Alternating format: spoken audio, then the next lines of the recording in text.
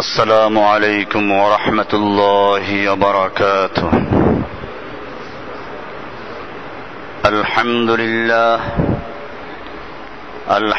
لله نحمده ونستعينه ونستغفره ونؤمن به ونتوكل عليه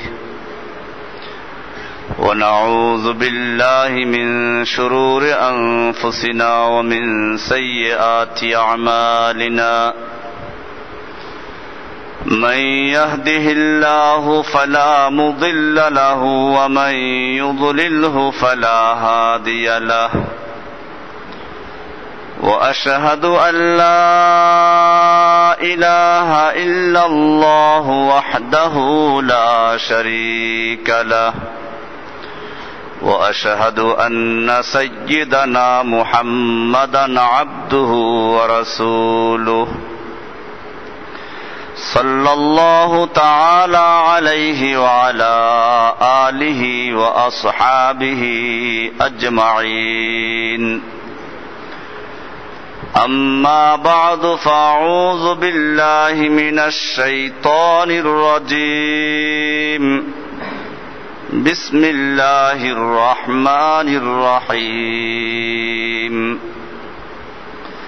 مثل الذين ينفقون أموالهم في سبيل الله كمثل حبة أنبتت 7 سنابل في كل سنبلة 100 حبة والله يضاعف لمن يشاء والله واسع عليم. الذين ينفقون أموالهم في سبيل الله ثم لا يتبعون ما أنفقوا منا ولا أذى لهم أجرهم عند ربهم ولا خوف عليهم ولا هم يحزنون. কুরআনুল কারীম সূরা বাকারা এর 261 নম্বর আয়াত থেকে আজকের তাফসীর আলোচনা করা হচ্ছে। আগের আয়াতগুলোতে পরকাল সম্পর্কে এবং আল্লাহ সুবহানাহু ওয়া তাআলা কিভাবে পরকালে জীবিত করবেন সে বিষয়গুলো আমরা গত 2 সপ্তাহ পর্যন্ত আলোচনা করেছিলাম। এরপরে আল্লাহ রাব্বুল আলামিন মানব জাতিকে শুধু জাগতিক বা পৃথিবীতে জীবন যাপন করার জন্যই সৃষ্টি করেন নাই। মানুষকে আল্লাহ রাব্বুল আলামিন অর্থ সম্পদ দান করেছেন মূলত বেঁচে থাকার জন্য। জীবিকার জন্য বেঁচে থাকতে হবে তা না, বেঁচে থাকার জন্য জীবিকার প্রয়োজন। এজন্য আল্লাহ রাব্বুল আলামিন একদিকে অর্থ সম্পদ দান করেছেন, এরপরে মানুষ কি শুধুমাত্র এই জীবিকার জন্যই কাজ করে দুনিয়ার অর্থ সম্পদের উপরেই নির্ভরশীল হয়ে যায়? এটা কি স্থায়ী মনে করে নাকি সে আল্লাহকে স্মরণ করে? এজন্য আল্লাহ রাব্বুল আলামিন মানুষকে দেওয়া অর্থ সম্পদ থেকে ব্যয় করার জন্য উৎসাহিত করেছেন। আজকের আলোচনায় সেই বিষয়টাই গুরুত্ব পাবে। আমরা যেখান থেকে আলোচনা করেছি সে আয়াতে আল্লাহ রাব্বুল আলামিন আল্লাহর পথে দান করলে কি ফজিলত সেটা আলোচনা করছেন। মাসালুল লাযীনা ইউনফিকুনা আমওয়ালাহুম ফি সাবিলিল্লাহি,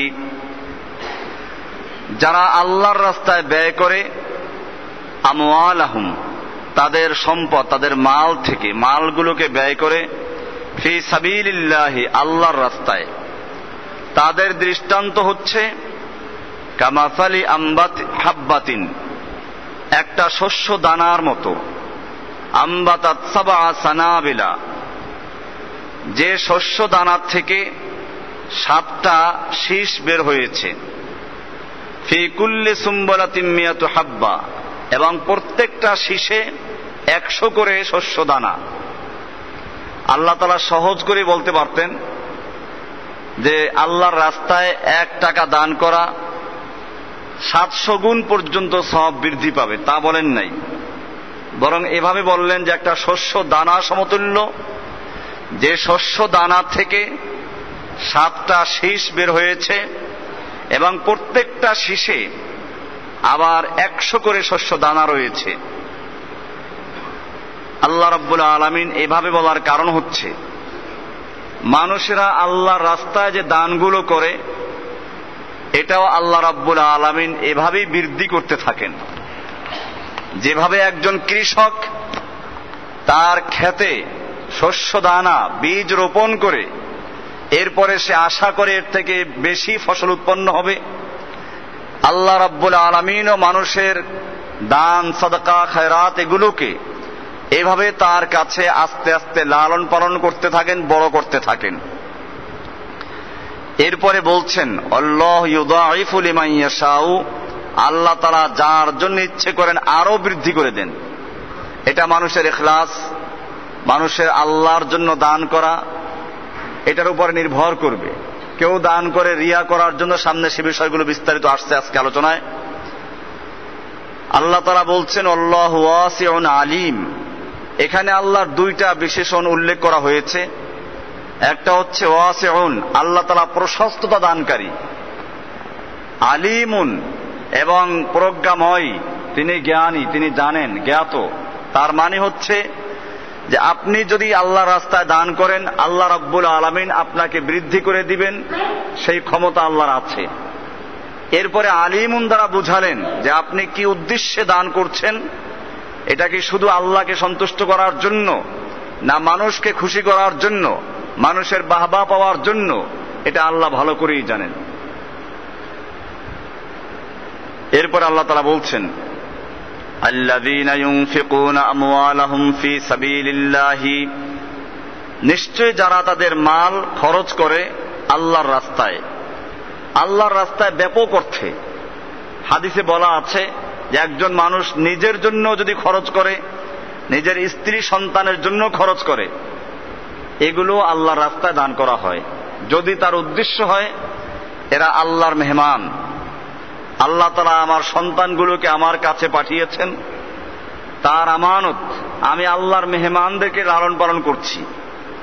আল্লাহর রাসূল সাল্লাল্লাহু আলাইহি ওয়াসাল্লাম বলছেন এমন কি হাত্তা লুকমাতা ফি ফি ইমরাতিহি, তার নিজের স্ত্রীর মুখে আদর করে যদি একটা খাদ্য লোকমা তুলে দেয় এটাও দান এবং সদকার সওয়াব পাবে। সাহাবায়ে কেরাম প্রশ্ন করলেন ইয়া রাসূলুল্লাহ, আমরা আমাদের মনের খায়েশ পূরণ করার জন্য যে কাজগুলো করি এতেও কি সওয়াব হবে? আল্লাহর রাসূল সাল্লাল্লাহু আলাইহি ওয়াসাল্লাম বললেন এগুলো যদি আল্লাহর হুকুম মতো না করে নিজের মন গড়া বা শয়তানের তরিকায় করত তাহলে গুনাহ হতো কিনা? বলে তা গুনাহ হতো।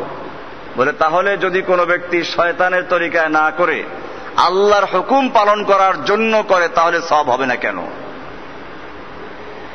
এজন্য আল্লাহর রাস্তায় ব্যয় করাটা ব্যাপক অর্থে।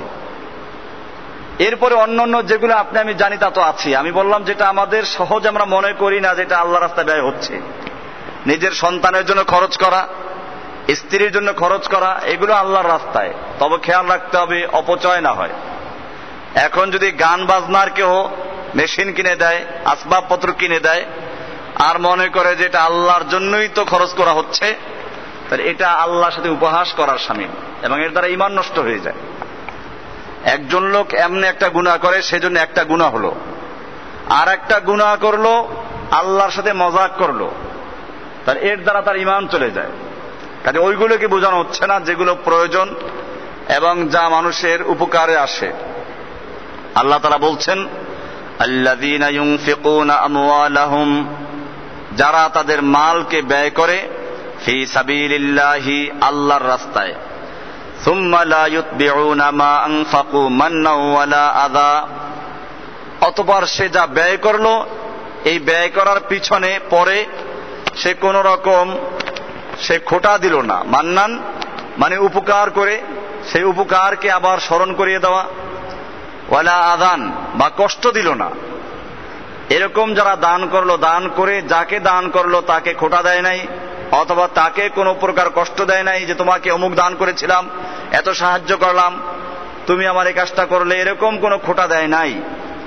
আল্লাহ তাআলা বলেন লাহুম আজরুহুম ইনদা রাব্বিহিম, তাদের জন্য রয়েছে তাদের রবের কাছে তাদের আজর, তাদের পাওনা।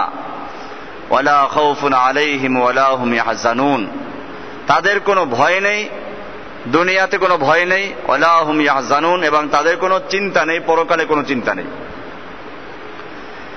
এরপরে আল্লাহ তাআলা বলছেন কাউলুম মারুফুন ওয়া মাগফিরাতুন খায়রুম মিন সাদাকাতিন ইয়াতবাউহা আযা, ভালো কথা এবং ক্ষমা করে দেওয়া এটা খয়রুন উত্তম, মিন সাদাকাতিন ইয়াতবাউহা আযান, ওই সাদাকা থেকে, দান থেকে, যেই দানের পরে তাকে কষ্ট দেওয়া হয়। একজনকে দান করে তাকে কষ্ট দেওয়া, এর চেয়ে বরং তাকে একটা ভালো কথা বলে বিদায় দেওয়া উত্তম। আল্লাহু গনিয়্যুন হালিম, আল্লাহ তাআলা বলছেন যে আল্লাহ তাআলা ধনী এবং সহনশীল। ধনী এজন্য বললেন যে তুমি দান করে তারপরে খোঁটা দিলা, তাকে কষ্ট দিলা, তোমার চেয়ে তো আল্লাহ তাআলা অনেক বেশি দান করছেন তোমাকে। তোমাকে আল্লাহ তাআলা কত নেয়ামত দান করেছেন, অর্থ সম্পদ পরের কথা, তোমার হাত, তোমার চক্ষু, তোমার নাক, তোমার কান, তোমার পা গুলো, যদি কোনো ছেলে তার মায়ের পেটের থেকে দুটো পা নিয়ে না আসে, দুনিয়ার সমস্ত চিকিৎসা বিজ্ঞানী মিলে দুটো পা দিতে পারবে? একটা হাত নিয়ে আসে নাই, একটা চক্ষু নিয়ে আসে নাই, দুনিয়ার মানুষের পক্ষে সম্ভব না এটা দেওয়া। এই জন্য আল্লাহ তাআলা বলছেন আল্লাহ গনিয়্যুন হালিম, আল্লাহ তাআলা ধনী এবং ধৈর্যশীল। ধৈর্যশীল এজন্য বললেন যে তুমি তো কত অন্যায় করো, আল্লাহ তাআলা তো তোমাকে খোঁটা দিচ্ছেন না যে তোমাকে রিজিক বন্ধ করে দেওয়া হচ্ছে। দুনিয়াতে যদি আল্লাহ তাআলা ইচ্ছে করতেন এই সমস্ত কুফফার, নাস্তিক, মুরতাদ যারা আল্লাহর অকৃতজ্ঞ, আল্লাহ তাআলা তাদের খাবার বন্ধ করে দিতে পারতেন না? আল্লাহ তাআলা তা করছেন না, যেহেতু আল্লাহ তাআলা হালিম। এরপরে আল্লাহ তাআলা উপদেশ দিচ্ছেন ইয়া আইয়ুহাল্লাযীনা আমানু, হে ঈমানদারগণ, লা তুবতিলু সাদাকাতিকুম বিল মান্নি ওয়াল আযা, তোমরা তোমাদের সাদাকা দানগুলোকে বাতিল করো না, বিল মান্নি ওয়াল আযা, খোঁটা দিয়ে অথবা আযা, কষ্ট দিয়ে তোমাদের সাদাকাগুলোকে বাতিল করো না। কাল্লাযী ইউনফিকু মালাহু রিয়াআন নাস, ওই ব্যক্তির মতো যে ব্যক্তি তার মাল ব্যয় করে রিয়াআন নাস, লোকদেরকে দেখাবার জন্য। রিয়া লৌকিকতা, মানুষকে দেখাবার জন্য, নাস মানে মানুষকে দেখাবার জন্য দান করে। নির্বাচন আসলে দেখবেন অনেক দান হয়, এই দানগুলো মূলত মানুষকে দেখাবার জন্য, মানুষকে খুশি করার জন্য। ওয়ালা ইউমিনু বিল্লাহি ওয়াল ইয়াউমিল আখির, অথচ সে আল্লাহর উপর ঈমান রাখে না, পরকালে বিশ্বাস করে না। ফামাসালুহু কামাসালি সাফওয়ানিন, তার দৃষ্টান্ত হচ্ছে একটা প্রকাণ্ড আকারের পাথরের মতো। আলাইহি তুরাবুন, যার উপর একটা মাটির আস্তর ছিল, প্রকাণ্ড আকারের পাথর, তার উপর একটা মাটির আস্তর ছিল। ফাআসাবাহু ওয়াবিলুন, অতঃপর সেই পাথরের উপরে প্রচন্ড আকারে বৃষ্টি বর্ষণ হলো, প্রবল বৃষ্টি হলো। ফাতারাকাহু সালদা, বৃষ্টিতে সেই পাথরের উপরে যে আবরণ ছিল, আস্তর ছিল মাটির, এটা ধুয়ে একেবারে পরিষ্কার হয়ে গেছে। লা ইয়াকদিরুনা আলা শাইইম মিম্মা কাসাবু, ঠিক এরকম ভাবে যারা মানুষকে দেখাবার জন্য দান করে, সে মনে করলো যে এটা তার উপকার আসবে, আসলে পাথরের মতো ধুয়ে মুছে পরিষ্কার হয়ে গেছে, তার কোনোই প্রাপ্য আল্লাহর কাছে নেই। লা ইয়াকদিরুনা আলা শাইইম মিম্মা কাসাবু, সে যা কিছু অন্যায় করেছে এ ব্যাপারে কোনো কিছুই তার উপকার আসবে না। আল্লাহু লা ইয়াহদিল কওমাল কাফিরিন, নিশ্চয় আল্লাহ তাআলা কাফের সম্প্রদায়কে, এইখানে কাফের বলতে অকৃতজ্ঞ বোঝানো হচ্ছে, যারা আল্লাহর নেয়ামত পেয়ে শুকরিয়া আদায় করে না, কৃতজ্ঞতা আদায় করে না, আল্লাহ তাআলা এরকম অকৃতজ্ঞ লোকদেরকে হেদায়েত দান করেন না। এরপরে যারা আল্লাহকে সন্তুষ্ট করার জন্য দান করে তাদের মর্যাদা কিরকম?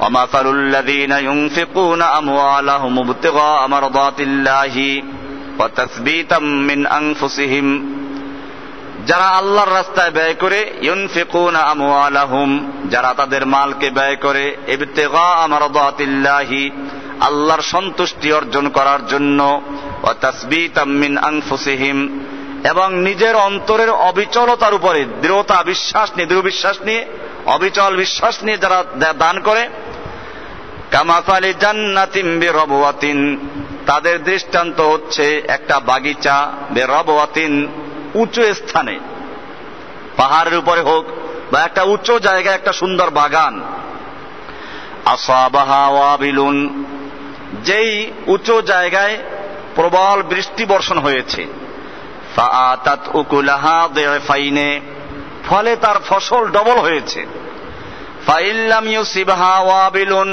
ফাতাল্লুন, আর যদি সেখানে প্রবল বৃষ্টি না হয় তাহলে অল্প ফসল উৎপন্ন হয়েছে, সেখানে একেবারে সেটা বিফল হয় না, সে পাথরের মতো ধুয়ে মুছে যায় নাই। আল্লাহু বিমা তা'মালুনা বাসীর, আল্লাহ তাআলা দেখেন যা তোমরা করছো, তোমরা কি উদ্দেশ্যে ব্যয় করো, আল্লাহ তাআলা এটা ভালো করে জানেন। এরপরে আল্লাহ তাআলা বলছেন, আয়াওয়াদ্দু আহাদুকুম আন তাকুনা লাহু জান্নাতুম মিন নাখিলিন ওয়া আনাবিন তাজরি মিন তাহতিহাল আনহার, তোমাদের কেউ কি এটা পছন্দ করে, ভালোবাসে, আন তাকুনা লাহু জান্নাতুম মিন নাখিলিন, যে তার একটা বাগিচা হবে, মিন নাখিলিন, খেজুরের বাগান, ওয়া আনাবিন, আঙ্গুরের বাগান, খেজুর এবং আঙ্গুরে পরিপূর্ণ, তাজরি মিন তাহতিহাল আনহারু, এবং যার তলদেশে নহর সমূহ জারি রয়েছে, বিভিন্ন রকমের নহর, পানির নদী নালা খালবিল আছে, লাহু ফিহা মিন কুল্লি সামারাত, যেখানে তার সব রকমের ফসলাদি এবং ফল ফলাদি রয়েছে, এভাবে সুন্দর বাগান তার আছে। ওয়া আসাবাহুল কিবারু, এরপরে সেই অবস্থায় বৃদ্ধ বয়সে উপনীত হলো, ওয়ালাহু যুররিয়াতুন দুআফাউ, আর তার সন্তান আছে কতগুলো, সেগুলো এখন পর্যন্ত দুর্বল রয়েছে, ছোট ছোট রয়েছে, বড় হয় নাই, তাহলে এখন সে অসহায়, এই অবস্থায় তার এই বাগানটা আছে। ফাআসাবাহা ইসারুন, হঠাৎ করে সেই বাগানে ইসারুন, উষ্ণ বাতাস, গরম বাতাস প্রবাহিত হলো, ফিহি নারুন, যার সঙ্গে রয়েছে আগুন, ফাহতারাকাত, অতঃপর সেই বাগানকে জ্বালিয়ে পুড়িয়ে ছারখার করে দিয়েছে। একটা লোক যখন বৃদ্ধ বয়সে উপনীত হলো, তার একটা বাগান ছিল, সুন্দর বাগান, ওই একটা বাগানই তার সবকিছু, নিজেও বুড়ো হয়ে গেছে, এখন এরকম বাগান তৈরি করা সম্ভব না, এরপরে তার সন্তানগুলো যে এটাকে সাহায্য করবে তাও সম্ভব না, তারা ছোট দুর্বল। আল্লাহ তাআলা বলছেন, এ সময় এরকম ভাবে আগুন এসে, গরম বাতাস এসে পুড়িয়ে ফেললো, এটা কি কেউ চায়? এমনি ভাবে যারা মানুষকে খুশি করার জন্য দান করে বা যে কোনো আমল করে, তারাও মনে করে যে পরকালে গিয়ে অনেক কিছু পাবো, কিন্তু পরকালে গিয়ে দেখে যে কিছুই নাই, সব পুড়ে গেছে। কাযালিকা ইউবায়্যিনুল্লাহু লাকুমুল আয়াতি, এমনি ভাবে আল্লাহ তাআলা তোমাদের জন্য তার আয়াত সমূহকে বিস্তারিত ভাবে খুলে খুলে বয়ান করছেন, লাআল্লাকুম তাতাফাক্কারুন, যাতে করে তোমরা চিন্তা করতে পারো, আল্লাহর হুকুমকে বুঝার চেষ্টা করতে পারো। ইয়া আইয়ুহাল্লাযীনা আমানু আনফিকু মিন তাইয়্যিবাতি মা কাসাবতুম, হে ঈমানদারগণ, তোমরা ব্যয় করো, মিন তাইয়্যিবাতি মা কাসাবতুম, তোমরা যা উপার্জন করেছো তার থেকে, পবিত্র জিনিস থেকে, ওয়া মিম্মা আখরাজনা লাকুম মিনাল আরদি, এবং আমি তোমাদের জন্য জমিনের থেকে যা বের করেছি, যে ফসল তোমাদেরকে দান করেছি, এর থেকে ব্যয় করো।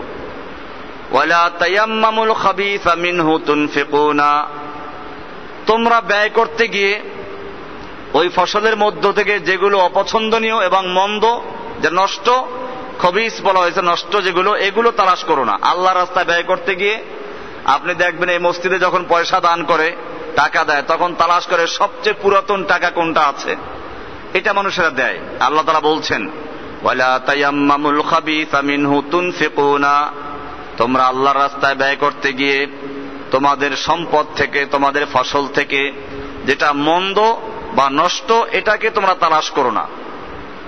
ওয়ালাস্তুম বিআখিযিহি, অথচ তোমাদেরকে এটা দেওয়া হলে তোমরা নিতে চাও না।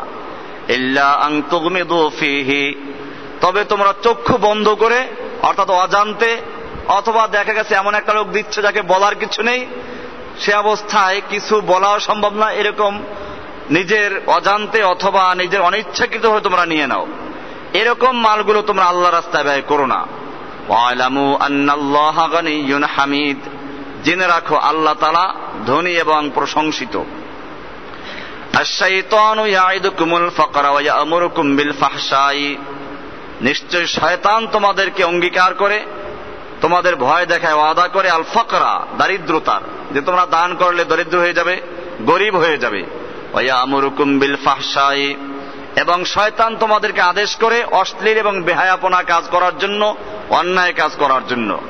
আল্লাহু ইয়াইদুকুম মাগফিরাতাম মিনহু ওয়া ফাদলা, আর আল্লাহ তাআলা তোমাদের সঙ্গে ওয়াদা করছেন তিনি ক্ষমা করবেন এবং তিনি অনুগ্রহ করবেন।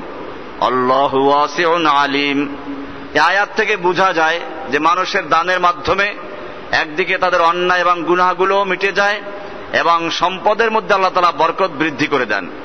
আল্লাহু ওয়াসিউন আলিম, নিশ্চয় আল্লাহ তাআলা প্রশস্ততা দানকারী এবং তিনি জ্ঞানী। ইউতিল হিকমাতা মান ইয়াশাউ, তিনি যাকে ইচ্ছে করেন হিকমা দান করেন। ওয়া ইউতাল হিকমাতা ফাকাদ উতিয়া খায়রান কাসীরা, আর যাকে হিকমা দান করা হয়েছে তাকে অনেক ভালো জিনিস দান করা হয়েছে। ওয়া মা ইয়াযাক্কারু ইল্লা উলুল আলবাব, নিশ্চয়ই যারা জ্ঞানী তারাই কেবলমাত্র নসিহত গ্রহণ করে, উপদেশ গ্রহণ করে। আল্লাহ তাআলা শেষে গিয়ে বললেন যে আল্লাহর রাস্তায় ব্যয় করা এটা হচ্ছে জ্ঞানী লোকদের কাজ, আর জ্ঞান আল্লাহ তাআলা যাকে দান করেন তাকে সবচেয়ে বড় জিনিস দান করা হয়েছে, অনেক ভালো জিনিস দান করা হয়েছে। এটা কিভাবে জ্ঞানীদের কাজ হলো? মূলত মানুষ পৃথিবীতে অস্থায়ী জীবন যাপন করছে, এখানে 60 বছর 70 বছর পর্যন্ত মানুষ বেঁচে থাকে।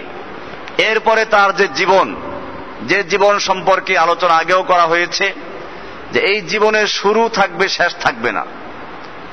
মানুষ যখন জান্নাতে চলে যাবে, জান্নাতীরা জান্নাতে চলে যাবে, জাহান্নামীরা জাহান্নামে চলে যাবে, তখন জান্নাত এবং জাহান্নামের মধ্যবর্তী স্থানে একটা দুম্বা জাতীয় কোনো প্রাণীকে জবাই করে দেওয়া হবে।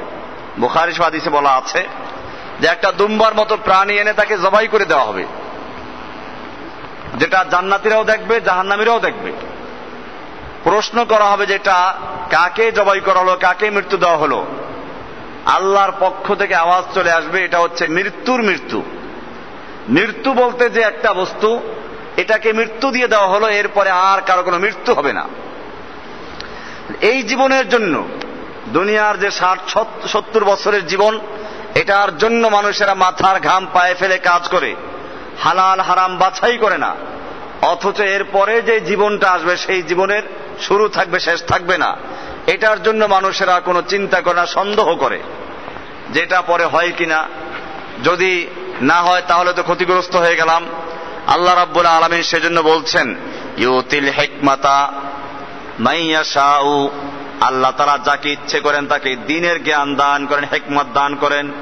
এই হিকমা বলতে একটা ব্যাপক অর্থে, এক কথায় দ্বীনি ইলম, যা আল্লাহর সম্পর্কে ইলম, পরকাল সম্পর্কে ইলম, ঈমানের সব বিষয়গুলোকে শামিল করে এমন একটা ব্যাপক শব্দ হচ্ছে হিকমা। আল্লাহ তাআলা যাকে হিকমা দান করলেন তাকে সবচেয়ে বড় এবং সবচেয়ে বেশি জিনিস দান করা হলো, খায়রে কাসীর, বেশি মঙ্গলের জিনিস দেওয়া হলো। আরো একটা হাদিসে আল্লাহ রাসূল সাল্লাল্লাহু আলাইহি ওয়াসাল্লাম বলেছেন মান ইউরিদিল্লাহু বিহি খায়রান, আল্লাহ তাআলা যেই ব্যক্তির মঙ্গল কামনা করেন, ভালো চান, ইউফাক্কিহু ফিদ্দীন, আল্লাহ রাব্বুল আলামিন তাকে দ্বীনের ফিকহ, দ্বীনের সমুজ, দ্বীনের জ্ঞান দান করেন। এখানে বলা হয় না তাকে দুনিয়ার বড় সম্পত্তি দান করেন, অনেক টাকা পয়সার মালিক বানান, কারণ এগুলো মানুষের থেকে আলাদা হয়ে যাবে, বিচ্ছিন্ন হয়ে যাবে। সেই জন্য ইলম অর্জন করা, আল্লাহর দ্বীনি জ্ঞান অর্জন করা। এখানে ইলম বলতে, হিকমা বলতে দুনিয়াবি জ্ঞানকে বলা হয় নাই। দুনিয়ার এই জ্ঞানটা হচ্ছে জীবিকার জন্য। এটা মানুষেরা কেউ কি করে দর্জি বিজ্ঞান শিখে, কিসের জন্য? জীবিকার জন্য। একজন মানুষ কাঠের কাজ করে, কিসের জন্য? জীবিকার জন্য। ঠিক এরকম ভাবে একজন লোক ডাক্তারি পড়ে, সেও জীবিকার জন্যই পড়ে। হ্যাঁ, কেউ হয়তো জনসেবার জন্য করে, তার নিয়ত ভালো থাকে। এমনি ভাবে যে ব্যক্তি একজন ইঞ্জিনিয়ার, সেও এটা পড়াশোনা করেছে জীবিকার জন্য। তাহলে দেখা যায় এই সমস্ত এলেমের উদ্দেশ্য হচ্ছে জীবিকা অর্জন করা, দুনিয়ার জীবনকে সুন্দর করা। আর এই জ্ঞানগুলো যেমন মানুষের আছে এমন অন্য প্রাণীরও আছে। একজন ইঞ্জিনিয়ার একটা বাড়ি তৈরি করার জন্য প্ল্যান তৈরি করে, নকশা করে, এবং সে অনুযায়ী তৈরি করা হয়। এটা একটা বড় কাজ, এটার জন্য পড়াশোনা করতে হয়। আল্লাহ রাব্বুল আলামিন মানুষকে জানিয়ে দিচ্ছেন যে এই কাজ তো আমি ছোট ছোট প্রাণীর থেকেও নিচ্ছি। মৌমাছি সম্পর্কে একটা সূরা আছে, সূরাতুন নাহাল, এখানে পরিষ্কার করা আছে সূরা নাহালের 14 নম্বর আয়াতে, ওয়াওহা রাব্বুকা ইলান নাহলি, আল্লাহ তাআলা ওহী করেছেন মধুমক্ষিকার কাছে, আনিত্তাখিযি মিনাল জিবালি বুয়ুতা, তোমরা পাহাড়ে গিয়ে ঘর তৈরি করো, পাহাড়ে ঘর তৈরি করো। অমিনাস সাজার, আবার গাছে গিয়ে ঘর তৈরি করো। অমিম্মা ইয়ারিসুন, এবং শহরের যে বড় বড় বিল্ডিং গুলো, আরো বড় বড় অট্টালিকা নির্মাণ হয়, প্রাসাদগুলো, এর কার্নিশের সঙ্গে তোমরা ঘর তৈরি করো। এভাবে কেন বললেন আল্লাহ তাআলা? কোরআনের আর এক আয়াতে তার সমাধান দিয়েছেন। মধু সম্পর্কে বলা আছে যে এই মধু মানুষের জন্য শেফা। এটা যেমন পাহাড়ের লোকদের জন্য প্রয়োজন, তেমন গ্রামের লোকদের জন্য প্রয়োজন, তেমন শহরের লোকদের জন্য প্রয়োজন। এই জন্য আল্লাহ রাব্বুল আলামিন এইভাবে 3টা কথা উল্লেখ করলেন। এবারে ঘর তৈরি করার কথা বললেন, কেমনে তৈরি করবে? এজন্য মৌমাছির কাছে কোনো সিমেন্টের কারখানা নাই, কোনো কেমিক্যাল ইন্ডাস্ট্রি নাই, কিন্তু দেখবেন মৌমাছি যখন একটা ঘর নির্মাণ করতে যায়, তো যে কাঠের সঙ্গে বা যে কার্নিশের সঙ্গে বা যে ডালের সঙ্গে নির্মাণ করবে তার সাথে একটা কেমিক্যাল লাগায়, এরপর ওটার সাথে তারা মৌচাক নির্মাণ করতে থাকে। এরপরে বিশাল মৌচাক ঝুলতে থাকে মধু নিয়ে, 1 মণ 2 মণ পর্যন্ত মধু, আরো বেশি কম হয়। এই মধুগুলো নিয়ে ঝুলতে থাকে। আজ পর্যন্ত এরকম কোন খবর পত্রিকা ওঠে নাই যে একটা মৌচাক, মৌমাছির চাক মধুর ওজন সহ্য করতে না পেরে ছিঁড়ে পড়ে গেছে, এমনটা শোনা যায় নাকি? কিন্তু মানুষের নির্মিত ঘর কি হয়? ভেঙে পড়ে। যে কালকে না পরশুদিন পত্রিকা আসলো, ভেঙে পড়ছে একটা। এরকম ভাবে কত বিল্ডিং ভেঙে পড়ে, কিন্তু মৌমাছির মৌচাক ভেঙে পড়ে না। এরপরে আসুন, আমরা যেরকম একটা বাড়ি তৈরি করতে গিয়ে বিভিন্ন নকশা করে থাকি, রুমের বিভিন্ন আকার থাকে, মৌমাছির চাকটা খেয়াল করে দেখবেন প্রত্যেকটা ঘর 6 কোণ বিশিষ্ট। এর মধ্যে আবার কিছু ঘর আছে ওদের রানীদের থাকার জন্য, সেগুলো একটু আকারে বড় হয়। এইভাবে আল্লাহ তাআলা বললেন ওদের মধ্যে, তাহলে বোঝা গেল এই ইঞ্জিনিয়াররা কাজ করে। এরপরে মৌমাছি বিভিন্ন জায়গায় যায়, ঘর থেকে বের হয়ে 10 মাইল পর্যন্ত দূরে চলে যায়। আমাদের নাবিকেরা যারা জাহাজ চালায় সমুদ্রে, অনেক সময় তারা কি করে, অনেক কিছু তাদের কাছে থাকে, কম্পাস থাকে, দিক নির্ণয়ের জন্য বিভিন্ন যন্ত্রপাতি তাদের সঙ্গে থাকে। এরপরেও দেখা যায় যে দিক হারিয়ে তারা অন্যত্র চলে যায়। মৌমাছির সঙ্গে তেমন কোনো যন্ত্র নাই, এরপরেও তারা কোনোদিন রাস্তা হারায় না। কোরআন বলছে ফাসলুকি সুবুলা রাব্বিকা যুলুলা, আল্লাহর দেখানো পথ অনুযায়ী তারা চলতে থাকে। তাহলে বোঝা গেল যে এই ইঞ্জিনিয়ারিং বিদ্যা, এটা যেরকম মানুষের আছে, এরকম ভাবে একটা ছোট্ট মৌমাছিরও আছে। একটা ইঁদুর তার ঘর তৈরি করে কিরকম সুন্দর গর্ত তৈরি করে নেয়। একটা গুইসাপ তার 2টা মুখ থাকে গর্তে, একটা মুখ খোলা রাখে আর একটা একেবারে গর্ত করে মাটির কাছাকাছি নিয়ে রাখে। যখন শিকারী তাকে আক্রমণ করে তখন ওই খোলা মুখে মুখ বের করে, তো শিকারী ওখানে গিয়ে উৎপেতে থাকে তাকে ধরার জন্য, আর ওদিক থেকে যে মুখটা বদ্ধ ছিল ওটাকে ধাক্কা মেরে ভেঙে তারপর বের হয়ে চলে যায়। এইভাবে ওর এই জ্ঞান আছে। পিপিলিকা, সে খাদ্য সঞ্চয় করে।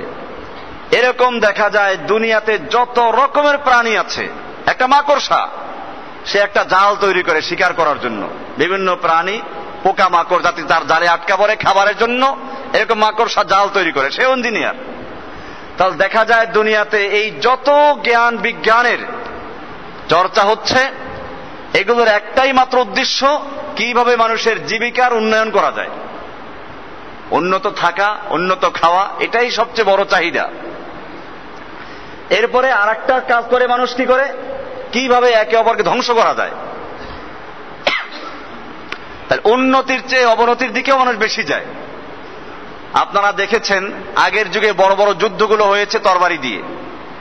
এত বড় ঐতিহাসিক যুদ্ধগুলো তালাশ করে দেখবেন কতজন লোক মরে গেছে, 70 জন, 60 জন, 10 জন, 20 জন, 14 জন। বদরের যুদ্ধে মাত্র 14 জন মুসলমান শহীদ হয়েছে। ওহুদের যুদ্ধে মাত্র 70 জন কাফের শহীদ হয়েছে। ওহুদের মধ্যে মুসলমান 70 জন শহীদ হয়েছে। বদরের যুদ্ধে 70 জন মুসলমান শহীদ হয়েছিল, কাফের শহীদ হয়েছে, মানে মারা গেছিল। বদরের যুদ্ধে 70 জন কাফের মারা গেছিল আর 14 জন মুসলমান। ওহুদের যুদ্ধে 70 জন মুসলিম শহীদ হয়েছিল। এত বড় বড় যুদ্ধগুলোর এত অল্প সংখ্যক লোক নিহত হয়েছিল। কিন্তু বর্তমানে যেই সব যুদ্ধের কোনো নামও আসে না, দেখেন এক এক যুদ্ধে হাজার হাজার লোক মারা যাচ্ছে। এটাকে কোনো একজন মুফাসসির ব্যাখ্যা দিয়েছেন এভাবে যে চিংড়ি মাছ সামনে যখন চলে তখন আস্তে আস্তে চলে, হঠাৎ যখন তার মাথায় কোনো কিছু ধাক্কা লাগে সে পিছনে ধাক্কা দিয়ে অনেক দূরে চলে যায়। 5 মিনিটে সে সামনে যা অগ্রসর হয়েছিল এক ধাক্কায় তার চেয়ে অনেক দূরে চলে যায়। তার মানে হলো সামনে যতটুকু অগ্রসর হয় পিছনে তার চেয়ে বেশি চলে যায়। এটার কারণ কি? এটার কারণ মেয়ে লোকেরা খুব ভালো করে বুঝবে। এটার কারণ হচ্ছে চিংড়ি মাছের মাথায় পায়খানা থাকে, এজন্য সামনে যা বাড়ে তার চেয়ে পিছনে যায় বেশি। ঠিক এরকম ভাবে আজকের বিজ্ঞানীরা পৃথিবীতে যা কিছুই উন্নয়ন করেছে, উন্নতি যা করেছে তার চেয়ে ক্ষতি আরো বেশি করেছে। এই জন্য মনে রাখতে হবে উন্নয়নের জোয়ার, এই উন্নয়নের জোয়ারের সঙ্গে অবনতির জোয়ারও আছে। একটা বৃহৎ শক্তি, বড় শক্তি ছোট শক্তিকে ধ্বংস করা, জালিমরা মজলুমকে ধ্বংস করা, এই সব ব্যাপারগুলো এখন যেরকম সহজ, এটা আগে সহজ ছিল না। আমেরিকা সারা বিশ্বের উপরে দাদাগিরি করে। এটা করে কিসের বলে? সম্পূর্ণ অস্ত্রের বলে। এভাবেই মানুষেরা জাগতিক উন্নয়নের জন্য, জাগতিক জীবন যাপনের জন্য এগুলো করে থাকে। আর এগুলো একসময় ধ্বংস হয়ে যাবে। যদি এটাই স্থায়ী হতো তাহলে একটা বিষয় ছিল। আল্লাহ তাআলা বলছেন সেজন্য অমাইয়ুতাল হিকমাতা, যেই ব্যক্তিকে হিকমা দান করা হয়েছে, ফাকাদ উতিয়া খায়রান কাসীরা, তাকে সবচেয়ে বেশি উত্তম জিনিস দান করা হয়েছে। কারণ পরকালের জীবন যেটা, সেখানে মানুষেরা স্থায়ী থাকবে। তো জীবিকার জন্যই যদি সংগ্রাম করো তাহলে ওটার জন্য করো যেটা তোমার স্থায়ী। যেখানে তুমি স্থায়ী থাকবে না এটার জন্য সংগ্রাম করে কোনো লাভ নেই। সেজন্য বলছেন আমাইয়ুতাল হিকমাতা ফাকাদ উতিয়া খায়রান কাসীরা ওয়ামা ইয়াযাক্কারু ইল্লা উলুল আলবাব। আল্লাহ তাআলা বলছেন যারা উলুল আলবাব, যারা জ্ঞানী, তারাই একমাত্র আল্লাহর উপদেশ গ্রহণ করে থাকে। এরপরে আল্লাহ তাআলা বলেন ওয়ামা আনফাকতুম মিন নাফাকাতিন আও নাযারতুম মিন নাযরিন ফাইন্নাল্লাহা ইয়ালামুহু। তোমরা যা কিছু খরচ করো অথবা যা কিছু মান্যত করো আল্লাহর জন্য, ফাইন্নাল্লাহা ইয়ালামুহু, নিশ্চয় আল্লাহ তাআলা এগুলো জানেন। ওয়ামা লিয-যালিমিনা মিন আনসার, জালিমদের জন্য আল্লাহ তাআলার পক্ষ থেকে কোনো সাহায্যকারী থাকবে না। এটা হচ্ছে মানুষ অনেক সময় দান করে, মান্যত করে বিভিন্ন উদ্দেশ্য নিয়ে, সেটা আল্লাহ তাআলা জানিয়ে দিলেন। ইন তুবদুস সাদাকাতি ফানি'মা হিয়া, তোমরা যদি সাদাকাতকে প্রকাশ্যে করো তাহলে এটা কতই না ভালো। প্রকাশ্যে দান করা যাবে, প্রকাশ্যে দান করার জন্য আল্লাহ তাআলা প্রশংসা করছেন যেটা ভালো। কারণ একজন লোক যখন দান করে তাকে দেখা দেখি আরো 10 জনে দান করে, তো ওই প্রথম ব্যক্তি যারা পরে দান করলো তাদের সমতুল্য সওয়াব পায়, এতে পরবর্তীদের কোনো সওয়াব কমে না। আল্লাহ রাসূল সাল্লাল্লাহু আলাইহি ওয়াসাল্লাম এর দরবারে একবার কয়েকজন লোক আসলো। মুজতা বিন নিমার, পুরাতন চাদর তাদের গায়ে ছিল, ছেঁড়া ফাটা চাদর। মুতাকাল্লিদি সুয়ুফ, তাদের তরবারি তাদের কাঁধে ঝুলানো ছিল। তারা মুজাহিদ ছিল ইসলামের জন্য। ক্ষুধার্ত ছিল, তাদের চেহারায় লক্ষণ দেখা যাচ্ছে। আল্লাহ রাসূল সাল্লাল্লাহু আলাইহি ওয়াসাল্লাম ঘরে গেলেন, খাবার কিছু পান নাই। নামাজের টাইম হয়ে গেল, বেলালকে বলেন আজান দাও, আজান দিল। আজান দেওয়ার পরে লোক জড়ো হয়ে গেল, সালাত আদায় করলেন। এরপরে লোকদেরকে দান করার জন্য উৎসাহিত করলেন। একজন লোক প্রথমে ঘরের থেকে একটা পোটলা নিয়ে আসলেন, রাখলেন। তাকে দেখা দেখি আরো লোকেরা দান করতে আরম্ভ করলো। তখন আল্লাহ রাসূল সাল্লাল্লাহু আলাইহি ওয়াসাল্লাম বলেছিলেন, যে ব্যক্তি একটা ভালো কাজ চালু করে প্রথমে, এরপরে লোকেরা করতে থাকে, তো সে যেটা করলো তার সওয়াব তো সে পাবেই, এর দেখা দেখি যত লোকেরা করলো তার সমতুল্য সওয়াব ওই প্রথম ব্যক্তির আমলনামায় লেখা হয়, এতে পরবর্তী লোকদের সওয়াব কোনো কমে না। এইটা দিয়েই বেদাতিরা ওই যে বেদাতে হাসানা বলে, আসলে এখানে বেদাত বলা হয় নাই, এটা হচ্ছে শরিয়াতে যেগুলো আছে এমন কোন ভালো জিনিসকে যে ব্যক্তি চালু করে। তো আল্লাহ তাআলা এদিকে লক্ষ্য করে বললেন, ইন তুবদুস সাদাকাতি ফানি'ম্মা হিয়া, যদি তোমরা প্রকাশ্যে দান করো তা কতই না ভালো। ওয়া ইন তুখফুহা ওয়া তুতুহাল ফুকারা, আর যদি তোমরা গোপন করো, ওয়া তুতুহাল ফুকারা, এবং ফকিরদেরকে দান করে দাও, গোপনে দান করলো, ফাহুয়া খায়রুল লাকুম, আল্লাহ তাআলা বলছেন এটা তোমাদের জন্য ভালো। এবং এটা অনেক ভালো। কিয়ামতের মাঠে যে 7 প্রকারের মানুষকে আল্লাহ রাব্বুল আলামিন আরশের তলায় ছায়া দিবেন, তার মধ্যে এক প্রকার মানুষ কারা? বলা আছে হাদিসে যে ডান হাতে দান করে বাম হাতে টের পায় না। তার অর্থ হলো দুনিয়ার কোন মানুষ জানতে পারে না, সে এত গোপনে দান করে। এখানে আল্লাহ তাআলা এটাই বললেন, ওয়া ইন তুখফুহা, যদি তোমরা তোমাদের দানকে গোপন করো, অতুতুহাল ফুকারা, আর ফকিরদেরকে দিয়ে দাও, ফাহুয়া খায়রুল লাকুম, এটা তোমাদের জন্য ভালো, ওয়ায়ুকাফির আনকুম মিন সাইয়্যাতিকুম, এবং আল্লাহ তাআলা তোমাদের গুনাহগুলোকে কাফফারা করে মিটিয়ে দিবেন। তাহলে গোপনে দান করার ফজিলত অনেক বেশি, আয়াত থেকে বোঝা গেল। আল্লাহু বিমা তা'মালুনা খাবীর, তোমরা যা কিছু করছো আল্লাহ তাআলা এ সম্পর্কে সম্যক জ্ঞাত আছেন, সবকিছু তিনি জানেন। আল্লাহ তাআলা পুরোপুরি খবর রাখেন। তাহলে আমরা যদি গোপনেও দান করি, এটা আল্লাহ তাআলা ভালো করেই জানেন। এই জন্য একজন মুমিন সে কাজ করবে কাকে খুশি করার জন্য। একটা হাদিসে বলা আছে, আল্লাহু আকবার, 3 জন লোককে কিয়ামতের মাঠে আল্লাহ তাআলা হাজির করবেন। একজন হচ্ছেন বড় আলেম, বিজ্ঞ আলেম। একজন আলেম হতে কি কষ্ট, এটা তো এই যুগেও দেখেন, মাদ্রাসায় ভালো পরিবারের কোন ছেলেপেলে পড়ায় না, গরিবেরা পড়ে। বোর্ডিং এ কি খাওয়া দাওয়া হয়, কষ্ট করে পড়াশোনা করে। এরপরেও তো যারা সত্যিকার অর্থে ইসলামের খেদমত করে যে আলেমরা, তাদের পার্থিব সুবিধাও তো বেশি না। হ্যাঁ, যারা মনে করেন এরকম এই লাইনে এসে বিভিন্ন উপায়ে পয়সা অর্জন করে, হয়তো তাবিজ লেখলো, দাওয়াত খাইলো, ঘরে ঘরে গিয়ে মিলাদ পড়লো, এদের পয়সার অভাব নেই আবার। কিন্তু একজন লোক যদি সত্যিকার অর্থে কোরআন এবং সুন্নাহ মোতাবেক হালাল পথে চলতে চায়, তো তাদের জন্য এই যুগেও কঠিন চলাটা। এই আলেমকে আল্লাহ তাআলা হাজির করবেন, জিজ্ঞেস করবেন, তোমাকে এলেম দিয়েছিলাম, মেধা দিয়েছিলাম, বলো তুমি সে এলেমকে কোন কাজে ব্যয় করেছো?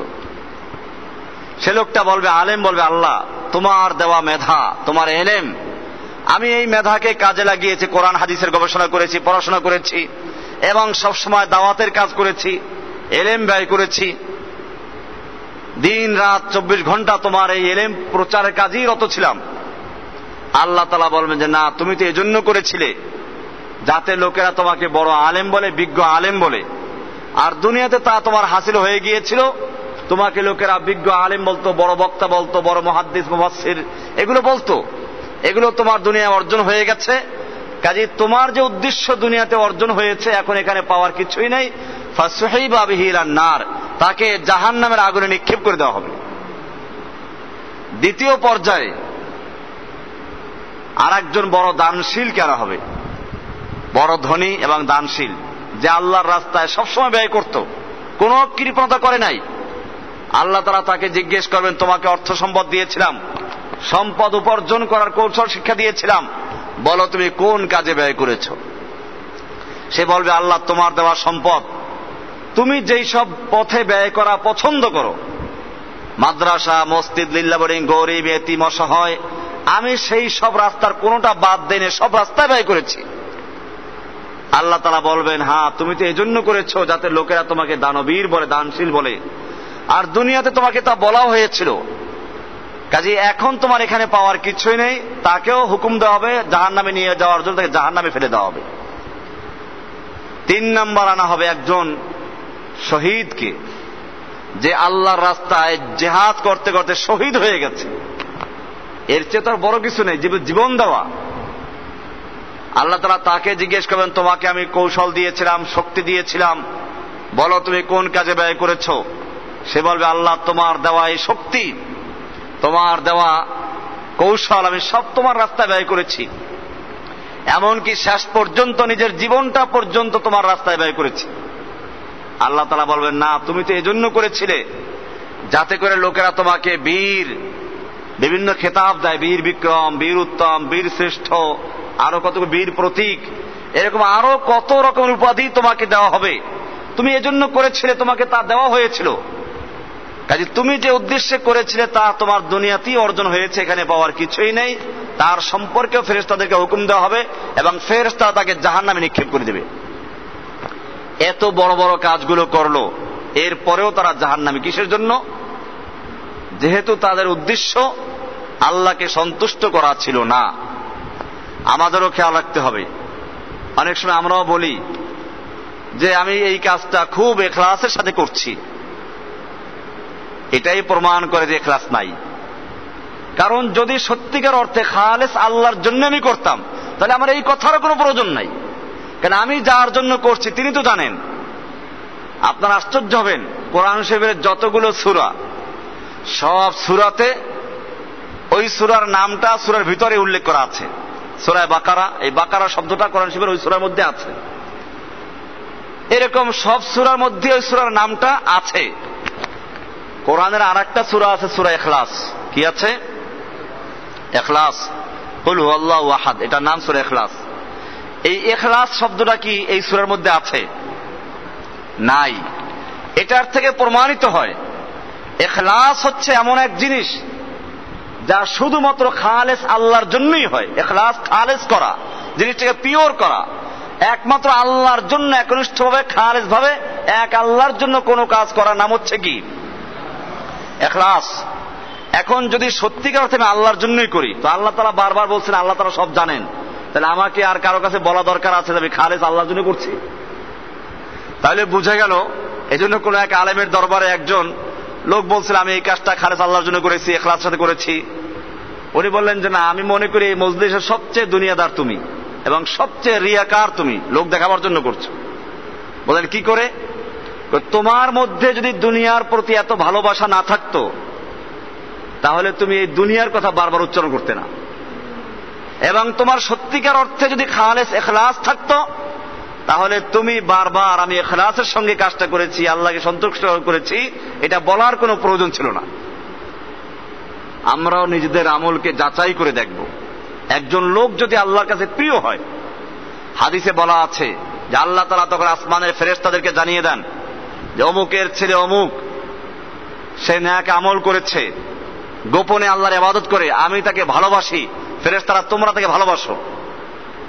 ওই ফেরেশতারা আবার তার পরবর্তী আসমানে, এই ফেরেশতারা তার পরবর্তী আসমানে, এইভাবে দুনিয়ার ফেরেশতাদের পর্যন্ত এটা চলে আসে। মানুষের প্রত্যেকের সঙ্গে ফেরেশতা আছে, সেই ফেরেশতাদের কানে পর্যন্ত চলে আসে। আর এই ফেরেশতারা মানুষের মনের মধ্যে সেটা জাগ্রত করে দেয়, যার কারণে মুমিনরা তাকে ভালোবাসে।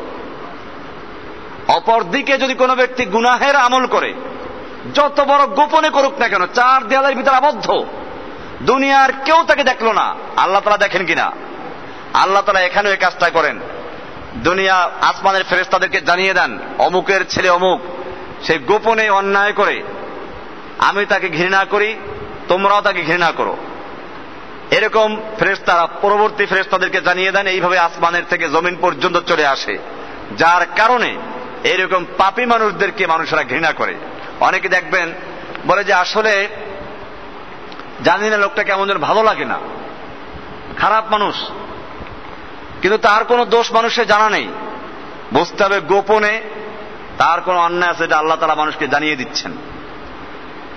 তো যাই হোক, আবার অনেক ক্ষেত্রে এটা দেখতে হবে, আবার এটা আর ধরেন এই না যে যারা দিনদার মুত্তাকি পরহেজগার তাদেরকে যারা খারাপ বলে সেটার কথা এখানে বলা হয় নাই। এখানে দুনিয়াদারদের কথা বলা হয় নাই।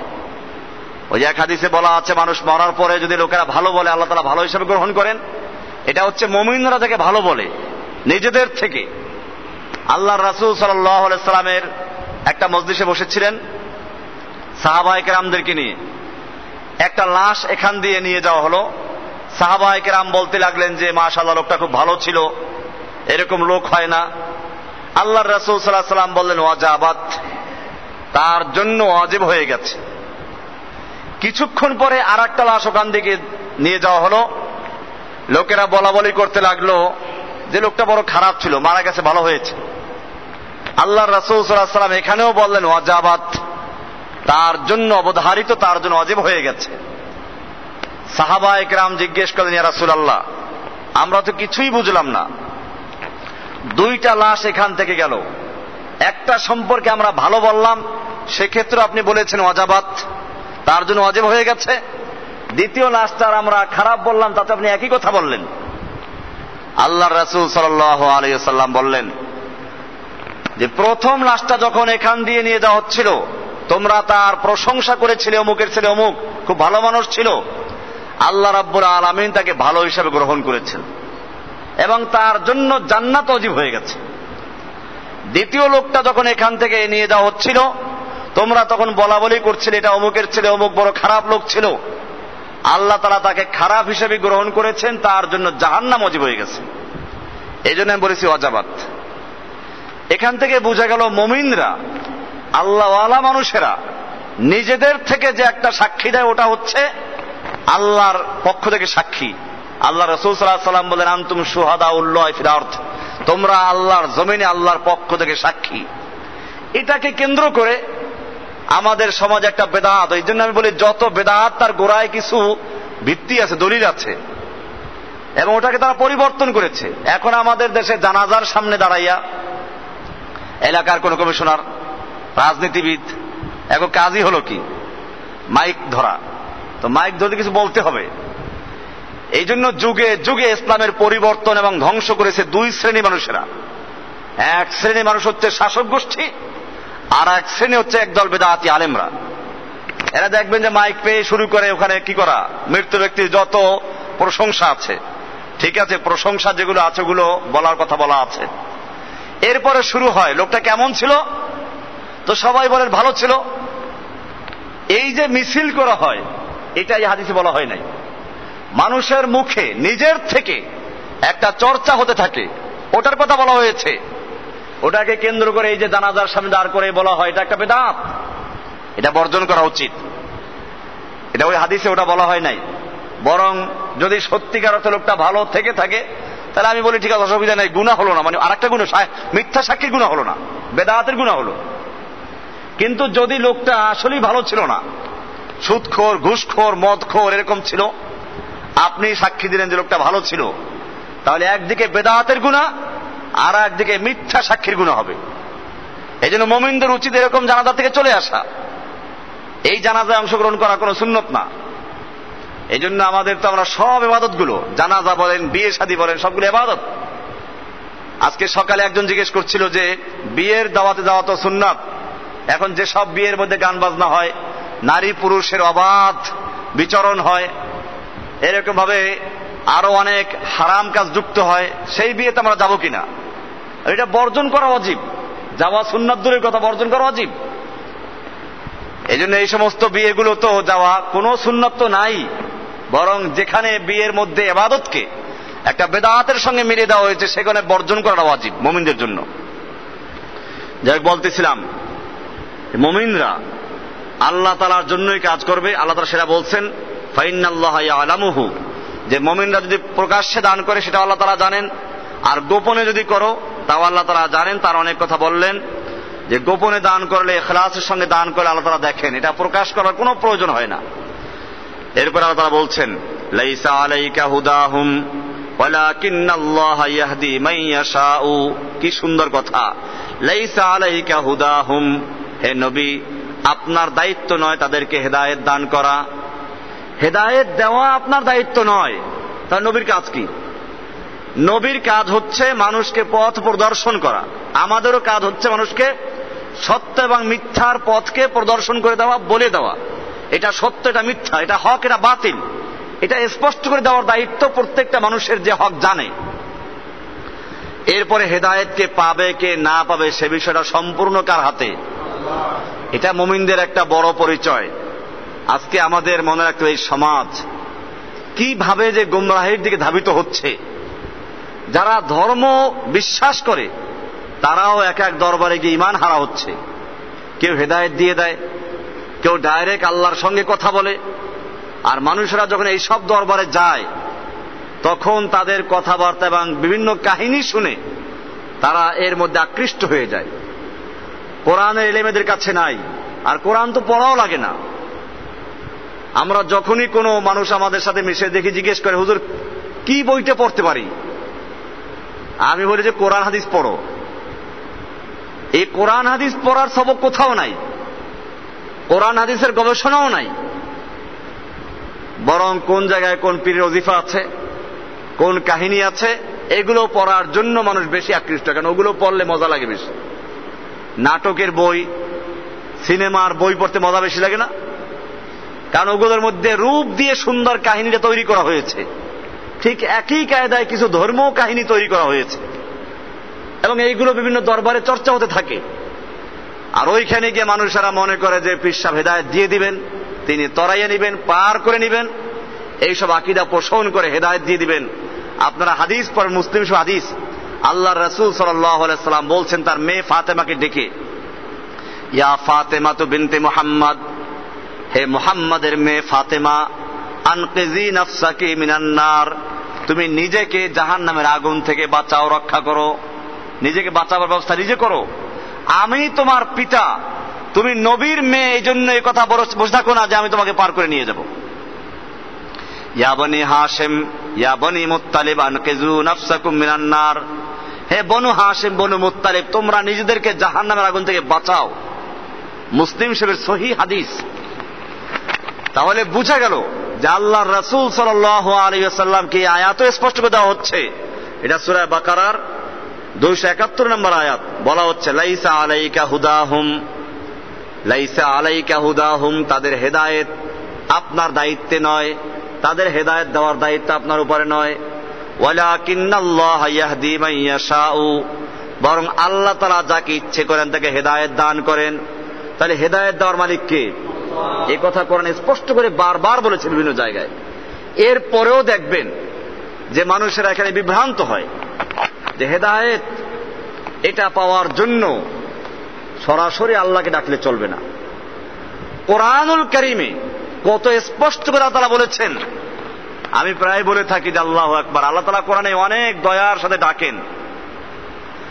কুল ইয়া ইবাদিয়াল্লাযীনা আসরাফু আলা আনফুসিহিম, হে নবী আপনি আমার ওই সকল বান্দাদেরকে জানিয়ে দিন, আসরাফু আলা আনফুসিহিম, যারা নিজের উপরে জুলুম করেছে, অত্যাচার করেছে, গুনাহ করেছে, সারা জীবন পাপ করেছে, এখন বুড়ো হয়ে গেছে, ঘরে স্ত্রীর কাছে তার কোনো মূল্য নাই, সন্তানদের কাছে কোনো মূল্য নাই, বিয়ে করে বড় হয়ে গেছে, ওদের কাছে মায়ের চেয়ে স্ত্রীর মর্যাদা বেশি, বাবার চেয়ে সন্তানের মর্যাদা বেশি, ঘরে মূল্য নাই, অসহায় হয়ে মসজিদে চলে এসেছে, আল্লাহর কাছে চোখের পানি ছেড়ে দিয়ে কান্নাকাটি করছে। আল্লাহ তাআলা বলেন এই বুড়াকে জানিয়ে দেন, ইয়া ইবাদিয়াল্লাযীনা আসরাফু আলা আনফুসিহিম লা তাকনাতু মির রাহমাতিল্লাহ, বান্দা তুমি আল্লাহর রহমত থেকে নৈরাশ হয়ো না, নৈরাশ হয়ো না। ইন্নাল্লাহা ইয়াগফিরুয যুনুবা জামিআ, নিশ্চয় আল্লাহ তাআলা তোমার পিছনের সমস্ত গুনাহগুলো ক্ষমা করে দিবেন। জামিআন, সব গুনাহ ক্ষমা করে দিবেন। এত আদরের সঙ্গে আল্লাহ তাআলা ডাকছেন। আর এক আয়াত, ওয়াকালা রাব্বুকুম উদউনি আস্তাজিব লাকুম, ওয়াকালা রাব্বুকুম, তোমাদের রব ঘোষণা করছেন, বলছেন উদউনি আস্তাজিব লাকুম, তোমরা আমাকে ডাক দাও, আমি তোমার ডাকে সাড়া দিব। উদউনি আস্তাজিব লাকুম, আমাকে ডাকো, আমি তোমার ডাকে সাড়া দিব। কোনো ভায়া মাধ্যম কিছুই বলা হয় না এখানে। আমরা নামাজেও সে কথাই বলি, সেখানে তো আল্লাহ তাআলার পক্ষ থেকে ইয়াকা নাবুদু, আমি কেবলমাত্র তোমারই গোলামি করি, ওয়া ইয়াকা নাস্তাইন, তোমার কাছে সাহায্য চাই। কোন ভায়া মাধ্যম আছে? আল্লাহর নবী কি সাহাবীদেরকে শিখাইতেন যে তোমরা আমার মাধ্যমে দোয়া করো? পরিষ্কার হয়ে গেল যে আল্লাহর নবী সাহাবায়ে কিরামদেরকে দ্বীনের কথা বলতেন, কোরআন হাদিসের কথা বলতেন, আল্লাহকে কেমনে ডাকতে হবে, আল্লাহকে কি আকীদা পোষণ করতে হবে, আল্লাহর কাছে কেমনে চাইতে হবে, এগুলো শিখাতেন। আর আল্লাহকে যখন ডাকবো তখন আল্লাহর মধ্যে আমার মধ্যে কোনো ভায়া মাধ্যম নেই। এটাই বলছেন আল্লাহর রাসূল সাল্লাল্লাহু আলাইহি সাল্লামের জীবনীতে বহু ঘটনা এরকম আছে। মক্কার কুফফাররা একবার আল্লাহ রসুলের কাছে আবেদন করলো যে আমরা আপনার কথা শুনতে চাই, কিন্তু ওই যে আপনার পাশে বেলাল হাবশি, কালা মানুষ, সোহাইব রুমি, জামা কাপড় ছেঁড়া ফাড়া, এই যে গরিব সাহাবীরা বসে থাকে, এদের সাথে বসতে আমাদের ইচ্ছে হয় না, একটু যে আলাদা আমাদের সময় দিতেন। আল্লাহর রাসূল সাল্লাল্লাহু আলাইহি ওয়াসাল্লাম দিনের স্বার্থেই এটা করেছিলেন। তিনি একদিন আলাদা সময় দিলেন, সাহাবায়ে কেরামদেরকে সরিয়ে দিলেন। আল্লাহর নবী স্পেশাল ভাবে বসে আছেন, মক্কার লিডারদেরকে নিয়ে দাওয়াত দিচ্ছেন, কালেমার কথাই বলছেন। এর মধ্যে একজন অন্ধ সাহাবী এসে হাজির। সে তো আর দেখে নাই কাদেরকে নিয়ে বসা, তার হয়তো জানাও ছিল না। তিনি এসে বলছেন, ইয়া রাসূলুল্লাহ আল্লিমনি মিম্মা আল্লামাকাল্লাহ, হে আল্লাহর নবী, আল্লাহ তাআলা আপনাকে যে ইলম দান করেছেন, নবুয়ত দান করেছেন, কোরআনের জ্ঞান দান করেছেন, ওখান থেকে আমাকে কিছু দান করুন। সাহাবীদের কি সুন্দর প্রশ্ন, আবেদন। আল্লিমনি মিম্মা আল্লামাকাল্লাহ, আপনি আমাকে দিন তা বলা হচ্ছে না। আমরা তো খাজার কাছে চাই, সাহাবায়ে কেরাম থেকে শিক্ষা দরকার। আল্লাহর নবীর সাহাবীরা কেমনে বলতেন, ইয়া রাসূলুল্লাহ আপনাকে যে আল্লাহ তাআলা ইলম দান করেছেন, ওখান থেকে আমাকে কিছু দেন। কি সুন্দর আবেদন। আল্লাহর নবী তখন ওই লোকদেরকে নিয়ে বসা, একটু বিরক্ত বোধ করলেন। তো বিরক্ত হলে মানুষের মধ্যে কি হয়, এই ভুরুটা সংকুচিত হয়ে যায়, কপালে ভাঁজ পড়ে, চেহারাটা মলিন হয়ে যায়। এটাকে আরবিতে বলে আবাসা, একটা সূরা ইয়াসের উপরে। আল্লাহ নবীর চেহারায় এই ভাবটা তৈরি হলো। ওই সাহাবীকে সরিয়ে দিলেন। তো সাহাবায়ে কেরামদেরকে সরিয়ে দিলে তাদের মনে তো ব্যথা আসে, কারণ জানে না এই ঘটনা কি। তিনি কি আল্লাহর কাছে কান্নাকাটি শুরু করলেন, আই লিকায়ে তু জওয়াবে হর সুয়াল মুশকিল আসান আজাব মুশকিল জবাব, যে যার নবীর দরবারে বসলে সাহাবীদের সব প্রশ্নের সমাধান এসে যায়, আর সেখান থেকে আমি সরিয়ে দেওয়া হলো। আল্লাহর পক্ষ থেকে একটা সূরা নাযিল হয়ে গেল সঙ্গে সঙ্গে, আবাসা ওয়া তাওয়াল্লা আন জাআহুল আমা, আবাসা ওয়া তাওয়াল্লা, সে চেহারা মলিন করেছে, ওয়া তাওয়াল্লা এবং মুখ ফিরিয়ে নিয়েছে। সে দেখেন, এখানে আল্লাহ তাআলা নবীকে এভাবে বলেন নাই যে আপনি চেহারা মলিন করলেন, আপনি মুখ ফিরিয়ে নিলেন, এরকম বলে নাই। এটা এরকম যেন একজনকে সামনে রেখে আরেক দিকটা কি বলা, বিরক্ত হলে যা হয়। আবাসা ওয়া তাওয়াল্লা, আবাসা সে চেহারা মলিন করেছে, ওয়া তাওয়াল্লা মুখ ফিরিয়ে নিয়েছে, আন জাআহুল আমা যে তার কাছে একটা অন্ধ এসেছে। এই পর্যন্ত এভাবে বলে তারপর আল্লাহ কি বলে শুনুন, ওমা ইউদরিকা, আপনি কি জানেন, আপনি চলে আসলো এখন, আপনি কি জানেন লাআল্লাহু ইয়াযাক্কা, হয়তো সে আপনার কথা স্মরণ করে শুনে আত্মাকে শুদ্ধ করত, আও ইয়াযাক্কারু, অথবা সে আপনার উপদেশ গ্রহণ করত, ফাতানফাউ যিকরা, তার এই উপদেশ কাজে লাগতো। আম্মা মান ইস্তাগনা, কিন্তু যারা আপনার থেকে বিমুখ হয়ে আছে, ফাআনতা লাহু তাসাদ্দা, আপনি তাদেরকে নিয়ে বসে আছেন। এইভাবে একটা সূরা নাযিল হয়ে গেল। তাহলে এই তিরস্কার করা হচ্ছে কাকে? আল্লাহর রাসূল সাল্লাল্লাহু আলাইহি ওয়াসাল্লামকে, যে আপনি হেদায়েত দিয়ে দিবেন, আপনি কাদের নিয়ে বসে আছেন। এই আয়াত থেকে স্পষ্ট হয়ে যায় যে আল্লাহর রাসূল সাল্লাল্লাহু আলাইহি ওয়াসাল্লামকে হেদায়েত দেওয়ার দায়িত্ব দেওয়া হয় নাই। দিন প্রচারের দায়িত্ব, হেদায়েতের বাণী পৌঁছে দেওয়ার দায়িত্ব রাসূলদের। আবু তালেবের ইতিহাস তো আমাদের সামনে, আল্লাহ নবীর চাচা, সারা জীবন যে চাচা নবীর পক্ষে ছিল, হেদায়েত পায় নাই। এই জন্য আমাদের খেয়াল রাখতে হবে, আল্লাহ নবী দোয়া করেছেন তার জন্য, জীবিত অবস্থা দোয়া করেছেন, মৃত্যুর পরেও দোয়া করছেন। এরপরে আয়াত নাযিল হয়ে গেল, ইন্নাকা লা তাহদি মান আহবাবতা, হে নবী আপনি যাকে ইচ্ছে করবেন, ভালোবাসবেন, তাকে হেদায়েত দিবেন, এই ক্ষমতা আপনাকে দেওয়া হয় নাই। ওয়ালাকিন্নাল্লাহা ইয়াহদি মান ইয়াশাউ, বরং আল্লাহ তাআলা যাকে ইচ্ছে করেন তাকে হেদায়েত দান করেন। ওয়া হুয়া আ'লামু বিল মুহতাদিন, তিনি একমাত্র হেদায়েত দেওয়ার মালিক। এই আয়াতে স্পষ্ট করে দেওয়া হলো হেদায়েত দেওয়ার মালিক কে? আল্লাহর নবী যখন হেদায়েত দেওয়ার মালিক নন, তাহলে দুনিয়ার কোন পীর, ওলি, বুজুর্গ, কোন আলেম ওলামা কারো হেদায়েত দেওয়ার অধিকার আছে? কারো হেদায়েত দেওয়ার অধিকার নেই। হেদায়েতের পথ বাতলে দেওয়ার অধিকার আছে। কোরআন হাদিসের রাস্তা বাতলে দেওয়া যেতে পারে, যে কোরআনে এই রাস্তাকে সহি বলে, এটা ভুল রাস্তা, এটা দেখাবার দায়িত্ব উলামায়ে কেরামদের। আপনার আমার দায়িত্ব হচ্ছে রাস্তা দেখানোর। হেদায়েত দেওয়ার মালিক কে? এই জন্য আমাদেরও খেয়াল রাখতে হবে। হাদিসে বলা আছে কোন ব্যক্তি মৃত্যুর আগ পর্যন্ত ফিতনা মুক্ত নয়, যে কোনো মুহূর্তে গোমরা হতে পারে।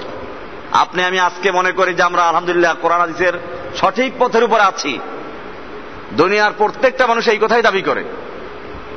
কোন ব্যক্তি যত ভণ্ড হোক, যত বেদাতি হোক, কেউ দাবি করে না যে সে কি আছে, গুমরাহির মধ্যে আছে, বরং সেও দাবি করে আমি হকের উপর আছি, আমি হকের উপর আছি। এই জন্য সত্যিকার হক কোনটা তা যাচাই করতে হবে, তালাশ করতে হবে, কোরআন সুন্নাহর সঙ্গে মিলাতে হবে। এটাই আমাদের মূল নীতি। প্রত্যেকে দাবি করবে এরকম। এই জন্য সূরা নিসার 59 নম্বরে বলা আছে, ফাইন তানাযাতুম ফি শাইইন, যদি তোমরা কোনো বিষয়ে বিবাদে লিপ্ত হও, বিতর্ক দেখা দেয়, প্রত্যেকে হকের দাবি করে, কোনটা হক এটা তোমাদের বুঝতে অসুবিধা হয়, ফারুদ্দুহু ইলাল্লাহি ওয়ার রাসূল, তাহলে এটাকে আল্লাহ এবং আল্লাহর রাসূলের কাছে ফিরিয়ে দাও। আল্লাহর কাছে ফিরিয়ে দেওয়ার মানে হচ্ছে কোরআনের সঙ্গে মিলাও, রাসূলের সঙ্গে ফিরিয়ে দেওয়ার অর্থ হচ্ছে রাসূলের হাদিসের সঙ্গে মিলাও। যেটা কোরআন এবং সুন্নাহর সাথে মিলবে ওটা হক, ওটা মানো, আর যেটা মিলবে না ওটা বাতিল, সেটা যেই বলে থাকুক না কেন।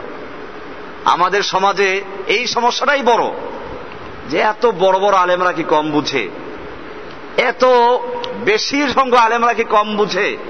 যুগে যুগে কুফফাররা এই দাবিটাই করেছিল যে আমাদের এই বড় বড় আলেমরা কি কম বুঝে, আমাদের এই বিজ্ঞজনেরা কম বুঝে। এজন্য আমাদের খেয়াল রাখতে হবে। আল্লাহ তাআলা বলছেন এখানে, লাইসা আলাইকা হুদাহুম, তাদের হেদায়েত দেওয়ার মালিকেরা তোমার দায়িত্বে নয়, ওয়ালাকিন্নাল্লাহা ইয়াহদি মান ইয়াশাউ, বরং আল্লাহ তাআলা যাকে ইচ্ছে করেন তাকে হেদায়েত দান করেন। এরপরে আবার সে আগের প্রসঙ্গে চলে আসতেছেন, আমা তুনফিকু মিন খাইরিন, তোমরা যা কিছু ভালো জিনিস দান করবে, ফালে আনফুসিকুম, তা তোমার নিজের জন্যই থাকবে, নিজের উপকারের জন্যই করছো। আমা তুনফিকুনা ইল্লা ইবতিগা ওয়াজহিল্লাহি, আর তোমরা যা কিছু ব্যয় করছো আল্লাহর সন্তুষ্টির জন্য, তোমরা যা কিছু ব্যয় করবে আল্লাহর সন্তুষ্টির জন্য ব্যয় করবে, আল্লাহকে খুশি করার জন্যই ব্যয় করবে।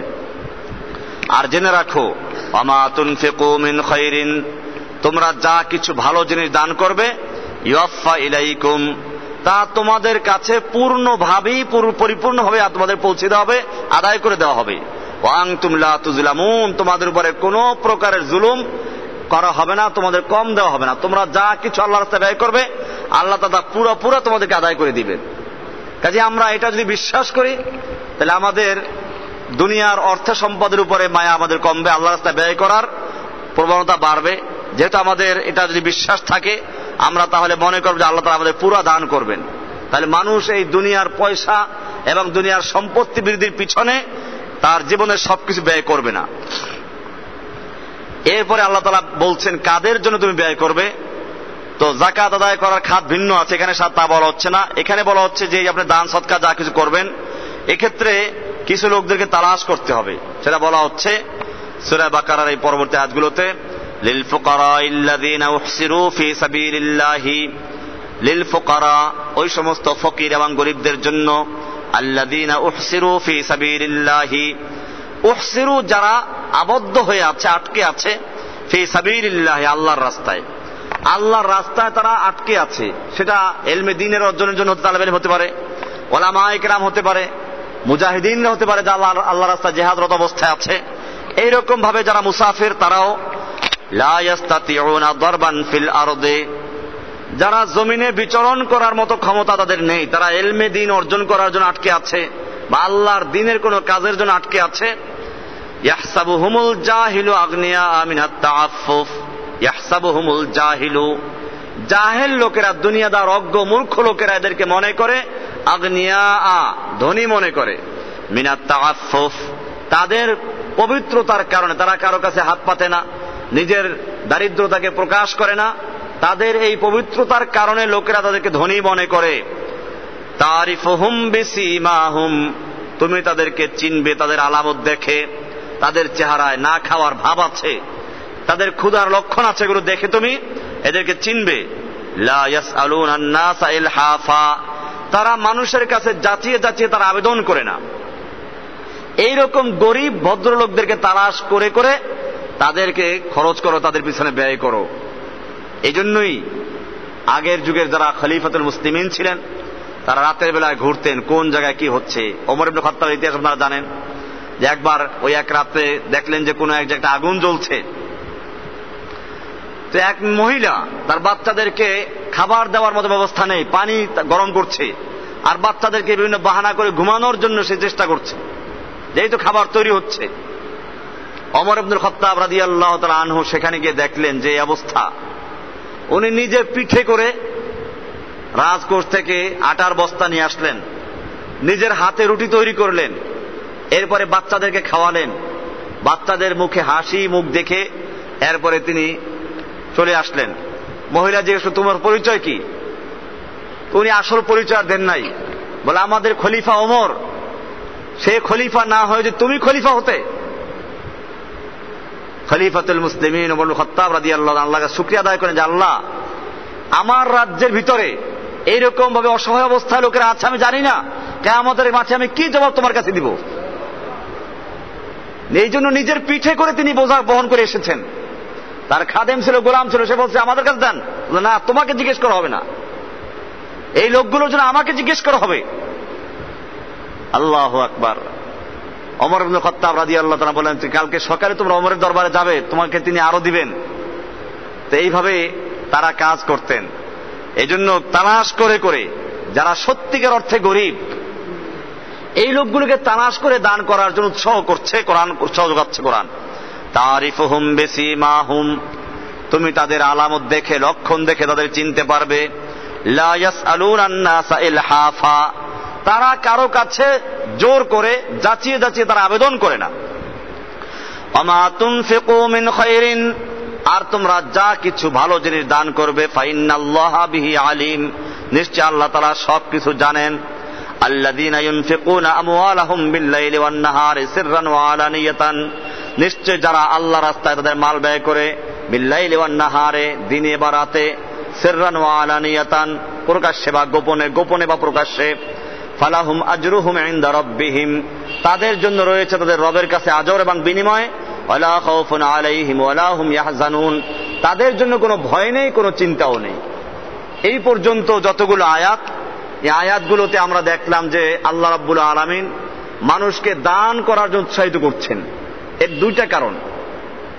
একটা কারণ হচ্ছে মানুষকে যেটা বললাম যে পার্থিব জীবনের থেকে বিমুখ করে তার যে স্থায়ী জীবন সেই দিকে মানুষকে ধাবিত করানো, আকৃষ্ট করা, এটা হলো বড় উদ্দেশ্য এটা, যাতে করে সম্পদের উপরে সে লিপ্ত হয়ে না যায়, সে আকৃষ্ট হয়ে না যায়।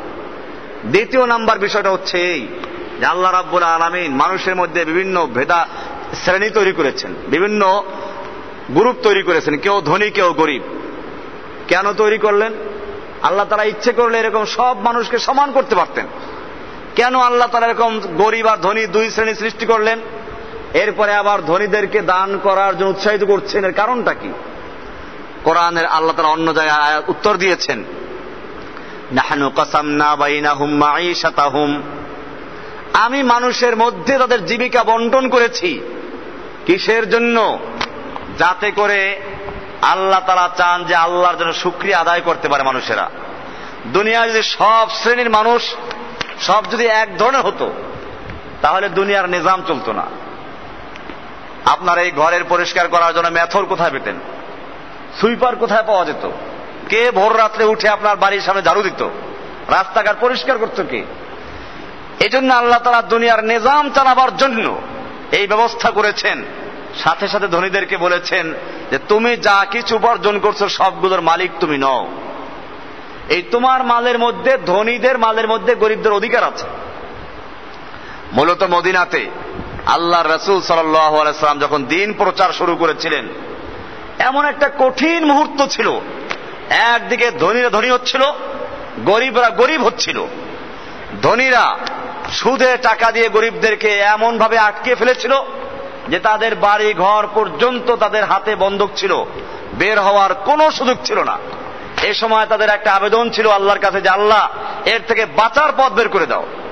সেই সময় আল্লাহর রাসূল সাল্লাল্লাহু আলাইহি ওয়াসাল্লাম এসে ঘোষণা করলেন, আফি আমওয়ালিহিম হাক্কুল লিসাইলি ওয়াল মাহরুম, ধনীদের মালের মধ্যে গরিবদের প্রার্থীদের সম্পদ রয়েছে, অধিকার রয়েছে। গরিবরা বলল অধিকার, হ্যাঁ অধিকার রয়েছে। বলে তাহলে অধিকার আদায় করতে হবে। কেমনে আদায় করব? বলে তাহলে ইসলামের ছায়াতলে চলে আসো, অধিকার আদায়ের আন্দোলন শুরু করো। এইভাবে ইসলাম পৃথিবীতে একটা শান্তির সমাজ উপহার দিয়েছে। আজকে শান্তির জন্য যত লোক কথা বলে, শান্তি শান্তি, শান্তি কিসের জন্য আসবে? শান্তি যদি বলা হয় তাহলে ইসলামের মধ্যে শান্তির ব্যবস্থা আছে। গরিব দুঃখী মানুষের জন্য সত্যিকার অর্থে যদি কোন রকম ব্যবস্থা থাকে তা ইসলামে আছে। এরকম সুনির্দিষ্ট একটা অংশ যাকাত দেওয়া আছে। এরপরে আবার অন্যান্য দানের জন্য উৎসাহিত করা হলো, যেভাবে আজকের আলোচনায় গেল। এটা যাকাত কথা আলোচনা করা হয় নাই, যাকাত তো আলাদা। যাকাত ছাড়াও মানুষের মালের মধ্যে গরিব দুঃখীদের অংশ আছে, আত্মীয় স্বজনদের অংশ আছে। এগুলো আদায় করার জন্য ইসলাম উৎসাহিত করেছে। কি সুন্দরভাবে উৎসাহিত করেছে, আল্লাহু আকবার। যদি এই ব্যবস্থাটা কার্যকর থাকতো, আজকে দুনিয়ায় কোনো গরিব থাকার কথা না।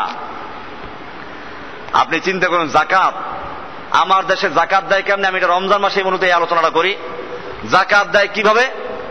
যাকাতের লুঙ্গি, যাকাতের শাড়ি, পাতলা সুতা দিয়ে তৈরি করে কাঁচা রং দিয়ে যাকাতের শাড়ি দেয়। আর ওই শাড়ি আনার জন্য গরিবরা পায়ের তলে পিষে মারা যায়। এটা কি যাকাতের উদ্দেশ্য ছিল? যাকাতের উদ্দেশ্য ছিল যে যাকাত সুপরিকল্পিত ভাবে দেওয়া হবে। 10 জন লোককে 10টা গরু কিনে দিল, রিক্সাওয়ালাকে রিক্সা কিনে দিল, যাতে করে রিক্সাওয়ালা এই রিক্সা দিয়ে সে নিজের জীবিকা অর্জন করতে পারে। আগামী বছর তার যাকাতের কোনো প্রয়োজন না হয়, বরং আগামী বছর ইচ্ছে করে যাকাত দিতে পারবে সে। এইরকম যার যে ক্ষমতা আছে তাকে সেরকম ব্যবস্থা করে দেওয়া হচ্ছে যাকাতের উদ্দেশ্য। আর এখন যাকাতের নামে যাকাতের উদ্দেশ্যকে উপহাসে পরিণত করেছে এরা। যদি ঠিক মতো মানুষ যাকাত দেয়, 1 কোটি জায়গায় যাকাত কত আসবে? 2.5 লাখ টাকা যাকাত। তো কোটিপতি বাংলাদেশে কতজন আছে? অনেক ভিক্ষুক আছে কোটিপতি। এই যে কিছুদিন আগে পত্রিকা আসলো না যে ভিক্ষুক কোটিপতি, ভিক্ষুক।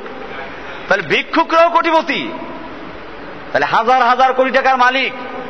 এই লোকগুলো যদি ঠিক মতো যাকাত দিত তাহলে বাংলাদেশে গরিব খুঁজে পাওয়া যেত। এর বাস্তবতাও আছে।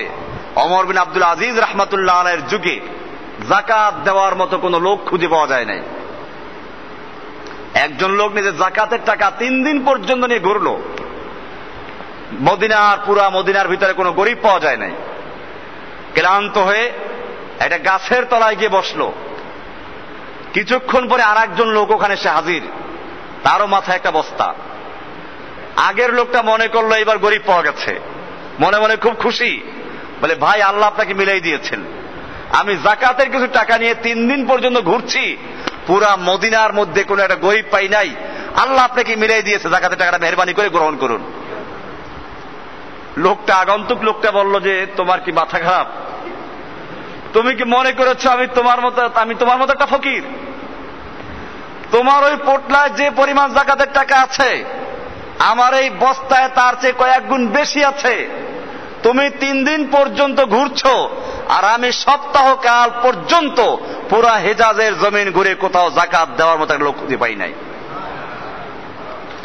এটা গল্প না। এখনো যদি সত্যিকার অর্থে এই যাকাত ভিত্তিক অর্থ ব্যবস্থা চালু হয়, বাংলাদেশে যাকাত দেওয়ার লোক খুঁজে পাওয়া যাবে? আপনি হিসাব করে দেখেন না, বাংলাদেশে কত হাজার কোটি টাকার মালিক আছে। এরা যদি ঠিক মতো যাকাত দেয় তাহলে দেখবেন যে এই গ্রামগঞ্জের গরিব খুঁজে পাওয়া যাবে না যাকাত নেওয়ার মতো। এই জন্যই ইসলামের এই অর্থনীতিগুলো বুঝতে হবে। পৃথিবীতে আল্লাহর নবী সাল্লাল্লাহু আলাইহি ওয়াসাল্লাম যে অর্থনীতি দিয়েছেন, যে ঘোষণা করেছেন, যখন মদিনার বাইতুল মাল উদ্বোধন হচ্ছে, রাষ্ট্রীয় ব্যাংক, আল্লাহর রাসূল সাল্লাল্লাহু আলাইহি ওয়াসাল্লাম সেদিন এক ঘোষণা দিলেন। ইবনে মাজাহ হাদিসে আছে, অন্যান্য হাদিস কিতাবেও আছে, যেটা দুনিয়ার কোন অর্থনীতিবিদ, দুনিয়ার কোন রাষ্ট্রনায়ক, দুনিয়ার কোন লিডারের পক্ষে দেওয়া সম্ভব হয় নাই, কিয়ামত পর্যন্ত হবেও না। আল্লাহ রাসূল সাল্লাল্লাহু আলাইহি ওয়াসাল্লাম বললেন, আলা মান তারাকা মালান ফালিআহলিহি, শুনে রেখো, যে ব্যক্তি কোন মাল রেখে মারা যাবে, সম্পদ রেখে মারা যাবে, সেই সম্পত্তি আমি নিব না, তার ওয়ারিশরা এটা ভাগ অনুযায়ী নিয়ে নেবে। কিন্তু জেনে রাখো, আমান তারাকা দাইনান আও দায়ান, যদি কোনো ব্যক্তি ঋণ রেখে মারা যায়, অথবা অসহায় স্ত্রী সন্তান রেখে মারা যায়, অসহায় স্ত্রী সন্তান রেখে মারা যায়, ঋণ রেখে মারা যায়, ফাআলাইয়া ওয়া ইলাইয়া, আজকের থেকে আমি ঘোষণা করলাম সেই ঋণ পরিশোধ করার দায়িত্ব এবং সেই অসহায় স্ত্রী সন্তানদের ভরণ পোষণের দায়িত্ব, সম্পূর্ণ দায়িত্ব আমি মুহাম্মদ সাল্লাল্লাহু আলাইহি ওয়াসাল্লাম নিজের কাঁধে তুলে নিলাম। আছে কোন দুনিয়ার কোন অর্থনীতিবিদ, দুনিয়ার কোন রাষ্ট্রনায়ক যারা এরকম ঘোষণা দিয়েছিল? এটা আল্লাহর রাসূল সাল্লাল্লাহু আলাইহি ওয়াসাল্লাম দিয়েছিলেন এবং বাস্তবায়ন করা সম্ভব হয়েছিল। ইসলামই পারে তার এই সুন্দর অর্থনীতি দিয়ে এই ব্যবস্থা করতে, এবং যদি কেউ সত্যিকার অর্থে খোলা মন নিয়ে চিন্তা করে তাহলে এই সমাজেও যেটা বাস্তবায়ন করা সম্ভব এটা তারা সহজেই বুঝতে পারবে। কারণ তখন তো আর যাকাত ঐচ্ছিক থাকবে না, ব্যাংকে যার যত টাকা আছে ওখান থেকে 2.5% কেটে নেওয়া হবে। 40 টাকায় 1 টাকা, 100 টাকায় 2.5 টাকা, 1 লাখ টাকায় 2.5 টাকা, 1 কোটিতে 2.5 লাখ টাকা। এইভাবে ব্যবসা বাণিজ্যের মাল হিসাব করে কারখানায় যাবে জাকাত আদায়কারীরা, সেখান থেকে কারখানার মাল হিসাব করে জাকাতে টাকা আদায় করে নিয়ে আসবে। দোকানে গিয়ে মাল হিসাব করে ব্যবসা বাণিজ্যের থেকে, ঔষধের দোকানে, মুদি দোকানে, চাউলের দোকানে, আড়তদারি যত জায়গা আছে সব জায়গার থেকে জাকাত আদায় করবে। এইভাবে হিসাব করেন না, রাত্রে গিয়ে আজকে দেখেন কি অবস্থা, গরিব থাকবে আর? এই জন্যই ইসলামকে বুঝতে হবে। ইসলামকে না বুঝে ইসলামের বিরুদ্ধে সমালোচনা করে একদল মানুষেরা পৃথিবীতে দারিদ্রতার বিমোচনের জন্য ইসলামের যে সুন্দর ব্যবস্থা আছে, আজকের পুরো কতগুলো আয়াত, প্রায় 2 রুকু পর্যন্ত আয়াত আজকে আলোচনা হলো। এই সব আয়াতগুলো ছিল একটা বিষয়ের উপরে, কিভাবে এই আল্লাহ রাস্তায় ব্যয় করা হবে, কাদের জন্য ব্যয় করবেন, সেই সব বিষয়গুলো আল্লাহ তাআলা পরিষ্কার করে খুলে খুলে আলোচনা করেছেন। এবং শেষে গিয়ে বললেন যে তোমরা এমন লোকদেরকে দান করো যেই লোকগুলো গরিব, যারা কেউ মানুষের ধরাছোঁয়ার বাইরে, তাদের দারিদ্রতা কেউ জানে না, এই সমস্ত লোকদেরকে তোমরা দান করো। এই গোপনে দান করলে তাও আল্লাহ তাআলা জানেন, তাও ওয়াজ করেন এখানে, আল্লাযীনা ইউনফিকুনা আমওয়ালাহুম বিল-লাইলি ওয়ান-নাহারি সিররান ওয়া আলানিয়াতান, যারা আল্লাহর রাস্তায় দিনে বা রাতে দান করে, সিররান ওয়া আলানিয়াতান, প্রকাশ্যে এবং গোপনে, সর্বাবস্থায় যারা দান করে, ফালাহুম আজরুহুম ইনদা রাব্বিহিম, তাদের জন্য তাদের রবের কাছে আদর রয়েছে, আদর বিনিময় রয়েছে। এরপরে ওয়ালা খাউফুন আলাইহিম ওয়ালা হুম ইয়াহজানুন, তাদের কোনো ভয় নেই, তাদের কোনো চিন্তা নেই। এজন্য আমাদেরও খেয়াল রাখতে হবে যে আমাদেরকে আল্লাহ রাব্বুল আলামিন সৃষ্টি করেছেন দুনিয়াতে খাওয়ার জন্য না। একটা গরু, একটা ছাগল, এদের জীবনে কোনো কর্মসূচি নাই। একটা ছাগলের কি কর্মসূচি আছে? সে চিন্তা করে আমি দুনিয়াতে এসেছি, খাওয়া দাওয়া করব, মরে যাব, শেষ। কিন্তু মানুষকে আল্লাহ রাব্বুল আলামিন যে একটা বিবেক দিয়েছেন, এটা বিচার হবে। মানুষও যদি মনে করে যে আসলাম আর খাইলাম, এই জন্য নাস্তিকেরা দুনিয়ার সবচেয়ে বড় সমস্যাকে নিয়ে মাঝে মধ্যে গবেষণা করে। এক নাস্তিক, যেটা আমাদের কাছে প্রবাদ আছে, পেট ঠিক তো সব ঠিক, এটা বলে না মানুষেরা। তার মানে এই লোকদের চিন্তা হচ্ছে পেট হলো সমস্ত সমস্যার সমাধান, পেট ঠিক করতে পারো সমাধান হয়ে গেল, আর কোনো সমস্যা নাই। তাহলে এই লোকদের মাথার মধ্যে ঢুকলো পেট মানে পায়খানা। আমি তো বলেছি যে এই পায়খানা যাদের মাথায় আছে, যাদের চিন্তা হচ্ছে দুনিয়ার জাগতিক উন্নয়ন করা, পৃথিবীতে কিভাবে উন্নতি হবে এটা যারা চিন্তা করে, সবসময় এটা নিয়েই আছে। আল্লাহর সাথে কিভাবে সম্পর্ক স্থাপন করা হবে, আল্লাহ তাআলা কেন সৃষ্টি করলেন, কোথায় ছিলাম, কি করতে হবে আমাদের, এই চিন্তা যারা করে না, তারা বলে পেট ঠিক সব ঠিক। তার মানে তাদের মাথায় সবচেয়ে বড় চিন্তা কিসের? পেটের, পাকস্থলী, পায়খানা। এবং সে কারণেই তারা ওই চিংড়ি মাছের মতো পিছনে ধাক্কা মারলে বেশি যায়। আর এক দলের মাথায় ঢুকছে আর একটা, তারা চিন্তা করলো দুনিয়ার সবচেয়ে বড় সমস্যা কি, তারা বলল দুনিয়ার সবচেয়ে বড় সমস্যা সেক্স, যৌন ক্ষুধা, এটা সবচেয়ে বড় সমস্যা। এদের মাথায় ঢুকছে আর একটা আবার। এইভাবে এক একজন এক একটা চিন্তা করে, এবং সে যে যেটা চিন্তা করে ওটার সমাধান করার জন্য চেষ্টা করে। একজন মুমিনকে ভাবতে হবে যে সবচেয়ে বড় আমার দায়িত্ব হচ্ছে আল্লাহর ইবাদত করা, আল্লাহকে সন্তুষ্ট করা, আল্লাহ তাআলা যাতে খুশি হন সেভাবে কাজ করা। এটা একটা মুমিনের সবচেয়ে বড় চিন্তার বিষয়। আমরা মুমিন, আমাদেরকে মনে রাখতে হবে যে আমাদের পরকালের জীবন আছে, সেখানে আমাকে অনন্ত সীম কাল পর্যন্ত থাকতে হবে। সেখানের জন্য আমি কতটুকু করলাম, এটাই হচ্ছে আমি শুরুতে বলেছিলাম যে দুনিয়াতে মানুষেরা ডাক্তার, ইঞ্জিনিয়ার এই সব পেশাগুলিকে অনেক বড় পেশা মনে করে। একজন লোক যখন মাদ্রাসায় পড়ে তখন দেখবেন যে তাকে সবাই পরামর্শ দেয়, আরে মাদ্রাসায় পড়ে কি হবে, মাদ্রাসায় পড়ে কি হবে। আচ্ছা ঠিক আছে, মাদ্রাসায় যারা, মাদ্রাসার সঙ্গেও যারা জড়িত আছে তারাও দেখবেন এই মাদ্রাসার মধ্যে কেমনে একটু দর্জি বিজ্ঞান ঢুকানো যায়। আচ্ছা এরা ডাক্তারি কেন পড়ে না, আচ্ছা এরা কেন ইঞ্জিনিয়ার পড়ে না, এরা কেন ল পড়ে না, এই সব বিষয়গুলো নিয়ে নানান প্রশ্ন।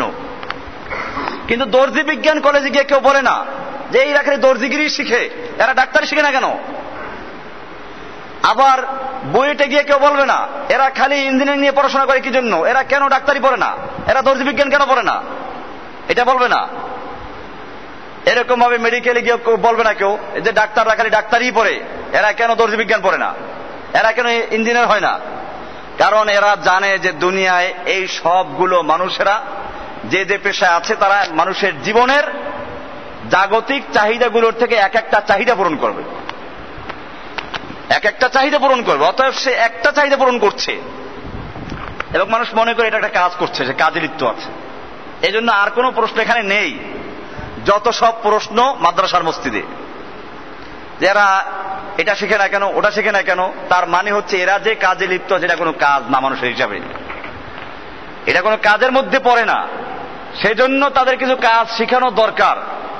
অথচ এরা সবচেয়ে বড় কাজের সাথে লিপ্ত আছে, মানুষকে আল্লাহর সাথে জুড়ে দেওয়া, মানুষের আল্লাহ সম্পর্কে ধ্যান ধারণা কি হওয়া দরকার, আল্লাহর সঙ্গে সম্পর্ক কিভাবে হবে, পরকালের মুক্তি কিসে আসবে, এই কাজের দায়িত্ব আঞ্জাম দিচ্ছেন উলামায়ে কেরামরা, এই কাজের দায়িত্ব দিয়ে আঞ্জাম দিচ্ছে আলেমরা, মাদ্রাসার ছাত্ররা। কিন্তু এদেরকে মনে করা হয় বোঝা, এটা কি জন্য।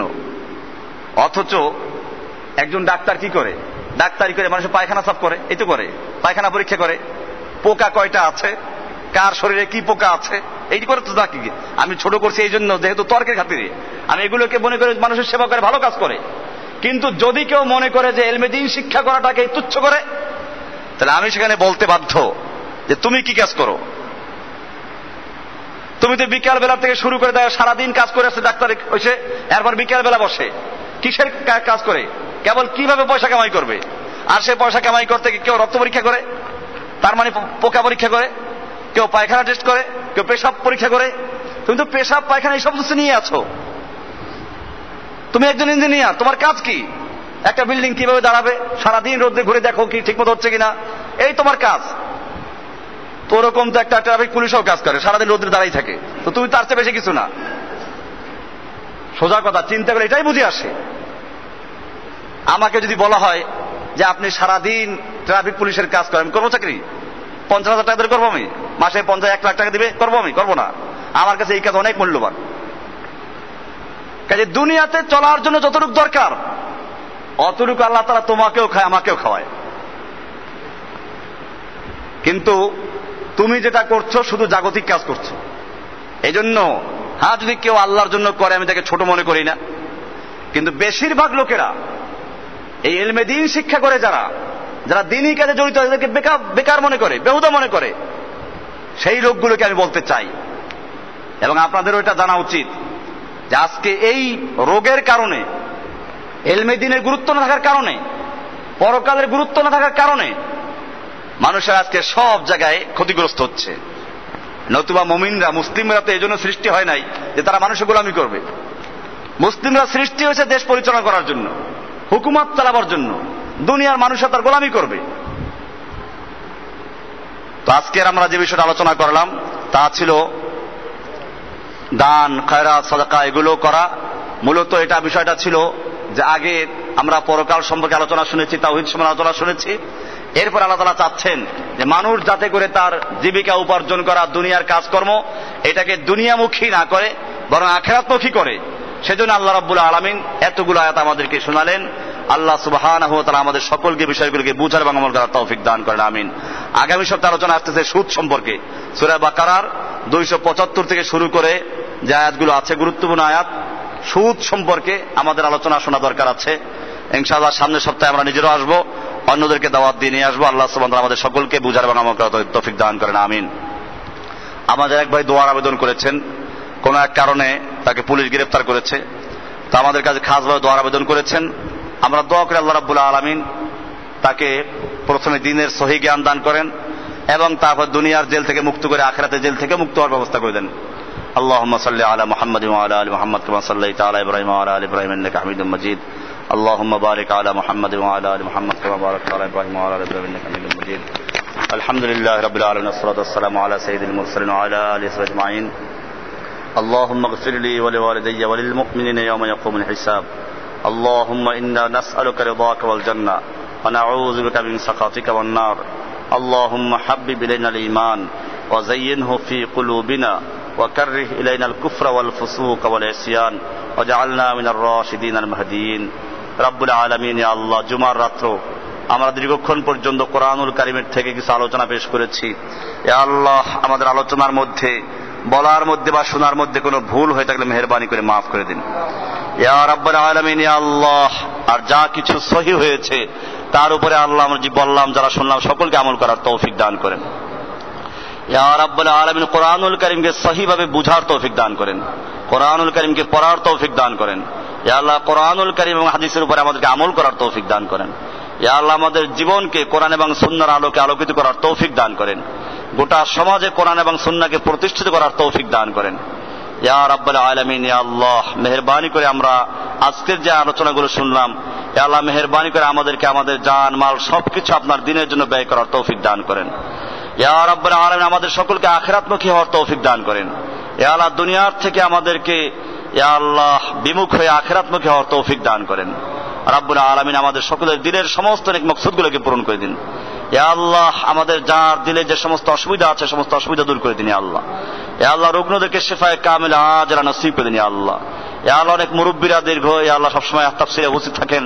ইয়া আল্লাহ, তাদের হায়াতকে আপনি দরাজ করে দিন। ইয়া আল্লাহ, ইয়া আল্লাহ, তাদের শারীরিক সমস্ত সমস্যাগুলো দূর করে দিন। ইয়া আল্লাহ, যুবক ভাইদেরকে আপনি কবুল করেন। ইয়া আল্লাহ, অনেক ছাত্র ভাইরা থাকে আল্লাহ তাদের পড়াশোনায় বরকত দান করেন। ইয়া আল্লাহ, ওদেরকে কোরআন এবং সুন্নাহর খাদেম হওয়ার তৌফিক দান করেন। ইয়া আল্লাহ, জীবনের সব ক্ষেত্রে কোরআনকে বাস্তবায়ন করার তৌফিক দান করেন। ইয়া আল্লাহ, যে যেখানে থাকি সকলকে সব জায়গায় কোরআন শরীফ প্রচার করার তৌফিক দান করেন, আপনার দ্বীনের দাওয়াত দেওয়ার তৌফিক দান করেন। ইয়া আল্লাহ, যারা যে সমস্ত মুসিবতের সমস্ত মুসিবতগুলো দূর করে দিন। ইয়া আল্লাহ, ইয়া আল্লাহ, আমাদের এক ভাই ইয়া আল্লাহ তার একজন আত্মীয় জেলে আবদ্ধ আছে, খাসভাবে দোয়ার আবেদন করেছেন। ইয়া আল্লাহ, মেহেরবানি করে তার রেহাইয়ের ব্যবস্থা করে দিন। ইয়া আল্লাহ, ইয়া আল্লাহ, তাকে মুক্ত করার ব্যবস্থা করে দিন। ইয়া আল্লাহ, সমস্ত জুলুম নির্যাতন থেকে বাঁচার তৌফিক দান করেন। ইয়া আল্লাহ, ইয়া রাব্বুল আলামিন তাকে দ্বীনদার মুত্তাকি পরেজগার হওয়ার তৌফিক দান করেন, দ্বীনের জন্য কাজ করার তৌফিক দান করেন। ইয়া আল্লাহ, সুবহান রাব্বিকা রাব্বিল ইজ্জাতি আম্মা ইয়াসিফুন, সালামুন আলাল মুরসালিন, ওয়ালহামদুলিল্লাহি রাব্বিল আলামিন। আসসালামু আলাইকুম ওয়া রাহমাতুল্লাহি ওয়া বারাকাতুহু।